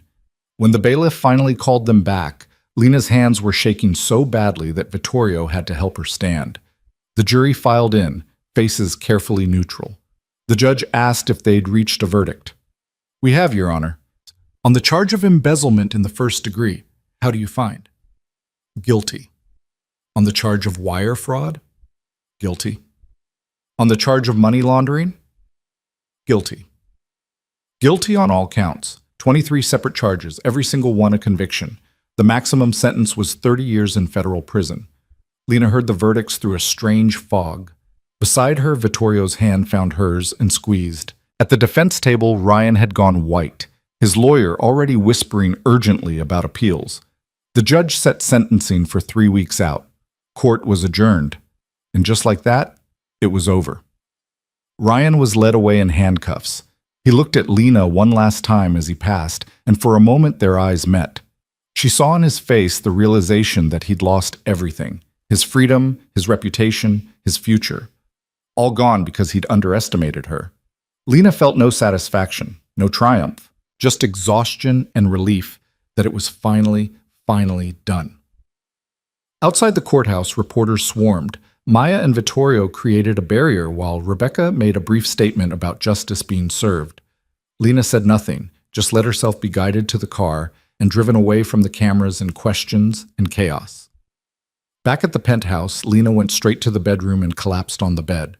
She was asleep before Vittorio could ask if she was okay. She woke hours later to darkness and the sound of voices in the living room. Checking her phone, she saw it was past 10. She'd slept through the entire evening. In the living room, she found Vittorio's sisters had invaded again. They'd brought champagne, sparkling cider for Lena, and were toasting the verdict like it was a victory party. "There she is," Maria called when she saw Lena. "The woman who took down a criminal. How does it feel?" "Exhausting," Lena admitted. "But good. It feels good." "It should feel amazing. You're a hero." Isabella pulled her into a hug. "You stood up for yourself and made sure a bad man faced consequences. That's what heroes do." "I'm not a hero. I'm just someone who couldn't let him get away with it." "That's what makes you a hero." Gabriella pressed a glass of cider into her hand. "Now drink. We're celebrating." They celebrated until midnight, the sisters telling stories and making plans for the future. They'd already started decorating the nursery. Vittorio had apparently given them free rein over one of the spare bedrooms.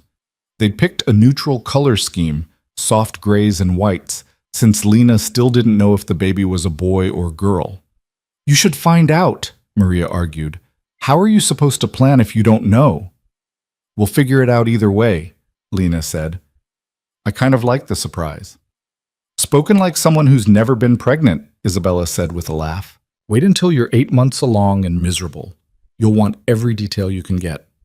When the sisters finally left, exhausted from celebrating, Lena found Vittorio on the balcony again. He stood in the same spot as 3 weeks ago, But this time there was no tension in his shoulders, no worry creasing his forehead. "It's over," Lena said, coming to stand beside him. "It's over," he agreed. "How do you feel?" "I don't know, relieved, scared, happy, all of it at once." She leaned against the railing. "What happens now?" "Now you decide what you want your life to look like. You have money, you have your reputation back, you can do anything." He turned to face her. "What do you want?" Lena thought about it. What did she want? For months she'd been in survival mode, just trying to make it through each day. She hadn't let herself think about the future, about what she actually wanted instead of what she could barely manage. "I want to go back to work eventually, but not in finance. Something that matters. Maybe something that helps other women in situations like I was in." She placed a hand on her stomach. "I want to raise this baby somewhere safe, give them the kind of childhood I had before my parents died." "And what about us?" The question hung between them, heavy with possibility. "I don't know what we are," Lena said honestly. "We started in chaos and never really stopped to figure it out. But I know I don't want to walk away. I know that when I think about the future, you're in it. That's enough for me." He pulled her close, wrapping his arms around her carefully. "We'll figure out the rest as we go." "What about you? What do you want?" "I want to be better than I was. I want to build something legitimate, something our child can be proud of. I want—" He paused, choosing his words carefully. "I want to be the kind of man who deserves you." "You already are." "Not yet, but I'm working on it." He kissed the top of her head. "I've started transitioning some of the family business, moving away from the gray areas into things that are fully legal. It's going to take time, but it's happening. Because of me. Because of us. Because I want our child to grow up knowing their father builds things instead of destroying them. Because you make me want to be more than what my father made me." Lena pulled back to look at him. "You're nothing like your father. Your sisters made that very clear. They're biased. They're honest. And they love you. And they're right." She took his hand, placed it on her stomach where the small bump was just starting to show. "This baby is lucky to have you as a father." Something shifted in Vittorio's expression, wonder mixed with fear. "I'm terrified of screwing this up." "Good. That means you'll try hard not to." She smiled. "We're both terrified. We'll be terrified together." The weeks after the trial settled into a new rhythm. Ryan's sentencing came and went, 28 years in federal prison, with possibility of parole after 20. Morrison and Klein offered Lena her old job back, which she turned down immediately. Instead, she started consulting with a nonprofit that helped women navigate career recovery after workplace abuse. It was part-time, flexible, and made her feel like she was doing something meaningful. The media attention faded as new scandals replaced old ones. Lena could leave the apartment again without being photographed, could walk down the street without reporters shouting questions. Life began to feel almost normal. Her pregnancy progressed into the second trimester. The fatigue eased, replaced by a surge of energy that Dr. Reeves called the honeymoon phase. Lena felt the baby move for the first time at 18 weeks, a flutter like butterfly wings that made her cry in the middle of a meeting with her new nonprofit colleagues. At 20 weeks, she and Vittorio went for the anatomy scan. Dr. Reeves moved the ultrasound wand across Lena's stomach, pointing out tiny features: the spine, the heart, the perfect little hands and feet. "Everything looks great," Dr. Reeves said. "Baby's measuring right on track, strong heartbeat, all the organs developing normally." She paused, smiled. "Do you want to know the gender?" Lena looked at Vittorio. They'd discussed this, had decided they wanted to know, despite her earlier preference for surprise. "Yes," they said together. "Congratulations, you're having a girl." A girl? Lena's eyes filled with tears for what felt like the 100th time that day. A daughter. She was going to have a daughter. Beside her, Vittorio had gone very still. When she looked at him, she saw his eyes were wet too. "A girl," he said, voice rough with emotion. "We're having a girl. Is that okay?" "It's perfect." He leaned down, kissed her gently. "She's perfect." They left the doctor's office with a new set of ultrasound pictures and a sense of reality that had been abstract before. A daughter. A real person who would need clothes and a name and parents who had their act together enough to raise her right. I'm completely unprepared for this, Lena said in the car. You're going to be an amazing mother. How do you know? I don't know anything about babies. I've never even changed a diaper. Neither have I. We'll learn together. He reached over, took her hand. My sisters will teach us. They've been dying to get their hands on this baby since they found out you were pregnant. As if summoned by the mention, Vittorio's phone rang. Gabriella's face appeared on the screen. Well? She demanded the moment he answered. Do we know yet? Vittorio put her on speaker. It's a girl. The shriek that came through the phone was loud enough to make them both wince. In the background, they could hear Isabella and Maria joining in, all three sisters screaming with excitement. A girl! We're getting a niece! Oh, this is perfect! I'm calling Mama's dress shop right now. Wait, do you have a name yet? We haven't discussed names, Lena said. We'll start discussing. And send us the ultrasound pictures. And let us know when you want to go shopping for the nursery. And, Gabriella, breathe, Vittorio interrupted. We just found out 10 minutes ago. Give us time to process before you plan the entire childhood. Fine, but I'm coming over tomorrow with baby name books and fabric samples for the nursery. And actually, I'm just coming over now. See you in 20 minutes. She hung up before they could protest. Lena laughed despite herself. Your sisters are intense. They're excited. They've been waiting for one of us to have a baby for years. Now they finally get to spoil someone. True to her word, Gabriella appeared 20 minutes later with Isabella and Maria in tow. They brought food, baby name books, and enough enthusiasm to power a small city. They took over the living room, spreading out fabric samples and paint chips and arguing over whether the nursery should be more modern or traditional. It needs to be calming, Isabella insisted. Babies can sense stress. It needs to be stimulating, Maria countered. Babies need visual development. It needs to be whatever Lena wants, Gabriella said firmly. To Lena, what do you want? Lena looked at the chaos spread across the coffee table, the samples and books and opinions.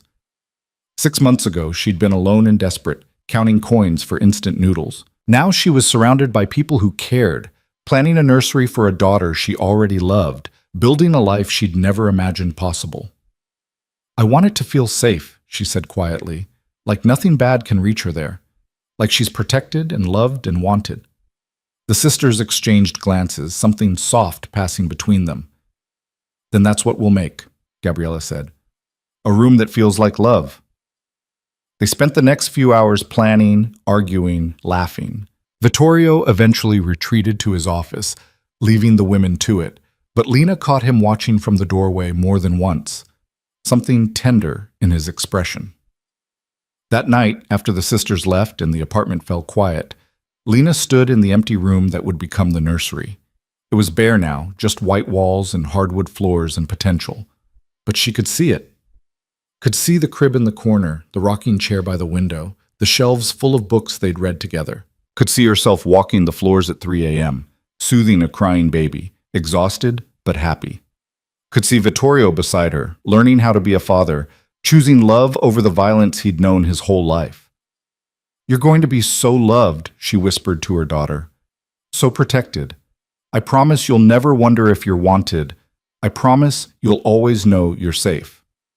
Vittorio appeared in the doorway, watching her, talking to the baby, promising her things I'm terrified I won't be able to keep. Lena turned to face him. What if I'm a terrible mother?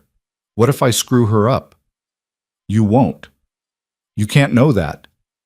I can.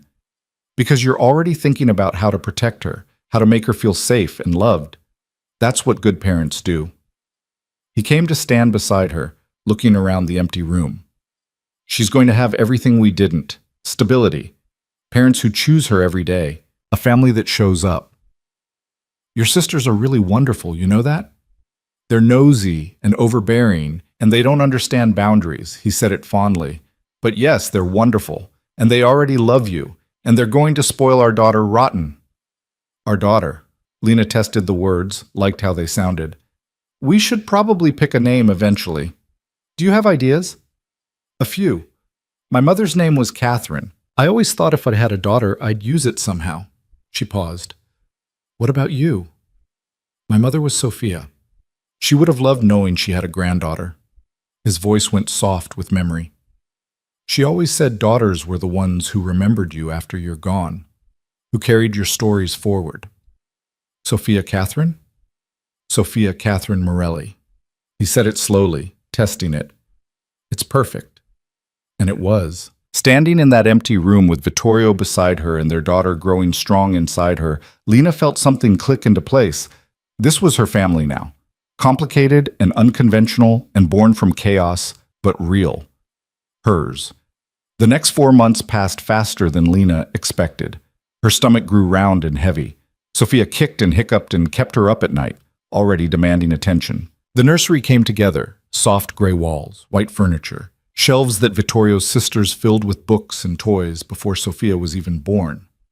Morrison and Klein settled their lawsuit with several other former employees who'd been silenced by Ryan. The story made national news, sparking conversations about workplace abuse and corporate accountability. Lena was invited to speak on panels, to share her story with other women who'd faced similar situations. She said yes to some, no to others, learning to protect her energy while still using her voice. Vittorio transformed his business holdings, shutting down operations that existed in legal gray areas and investing in legitimate enterprises. Construction, real estate development, technology startups. His sisters were skeptical at first, worried he'd lose the family's influence. But Vittorio was patient, explaining that influence built on fear wasn't worth having, that their father's way had nearly destroyed them all. At 36 weeks, Lena woke to contractions that Dr. Reeves said were just practice. At 38 weeks, they got more serious. And at 39 weeks and 3 days, her water broke at 4 in the morning while she was making tea in the kitchen. "Vittorio," she called, trying not to panic. "It's time." He appeared instantly, already pulling on clothes, grabbing the hospital bag they'd packed weeks ago. "Are you okay? How far apart are the contractions?" "I don't know. 5 minutes? Maybe?" Another contraction hit, stealing her breath. "This is really happening. This is really happening." He pulled her close, careful of her stomach. "You ready?" "Absolutely not. Let's go anyway." The hospital was a blur of activity. Nurses, monitors, Dr. Reeves appearing with her calm competence. Vittorio stayed beside Lena the entire time, holding her hand through contractions, coaching her breathing, looking terrified and determined in equal measure. "You're doing great," he kept saying. "So strong. Almost there." Labor lasted 14 hours, longer than Lena expected, more painful than she'd prepared for. But when Sophia Catherine Morelli finally made her entrance into the world at 6:37 p.m., screaming her outrage at the cold and the lights, nothing else mattered. They placed her on Lena's chest, this tiny, perfect person they'd made. She had dark hair like Vittorio, but Lena's nose. 10 fingers, 10 toes, lungs that worked beautifully if her crying was any indication. "Hi, baby," Lena whispered through tears. "We've been waiting for you." Vittorio's hand covered hers where it rested on Sophia's back. When Lena looked at him, she saw tears streaming down his face. "She's perfect," he said, voice breaking. "She's absolutely perfect." And she was. Despite the chaos that had brought them together, despite the fear and uncertainty that had marked their beginning, Sophia was perfect. The first few weeks were brutal. Sleepless nights, constant feeding, learning Sophia's different cries and what they meant. But Vittorio was there for all of it, changing diapers at 3 a.m., walking the floors with Sophia when she wouldn't settle, figuring out parenthood alongside Lena with a patience she'd never expected from him. His sisters descended like a helpful plague, bringing food and advice and offers to hold the baby so Lena could shower. They taught her and Vittorio everything, how to swaddle, how to burp, how to survive on 2 hours of sleep. At Sophia's 1-month checkup, Dr. Reeves pronounced her perfect and healthy. At 2 months, she smiled for the first time. A real smile, not gas. And both Lena and Vittorio cried. At 3 months, she started sleeping longer stretches at night, and Lena felt almost human again. 6 months after Sophia was born, on a Saturday morning while she napped in her swing, Vittorio took Lena out to the balcony, the same spot where they'd stood so many times before, watching the city, figuring out their lives. "I have something for you," he said, suddenly nervous in a way she rarely saw. He pulled a small box from his pocket, opened it to reveal a ring, simple, elegant, a diamond that caught the morning light. Marry me, he said. Not a question, but not quite a demand either. A request from someone who knew the answer wasn't guaranteed. Not because of Sophia, not because we're already living together, or because it makes things easier. Marry me because I love you, because I want to spend the rest of my life figuring things out with you, because you make me want to be better and I want to spend every day trying to deserve you. Lena looked at the ring, at Vittorio's face, at the life they'd built from nothing.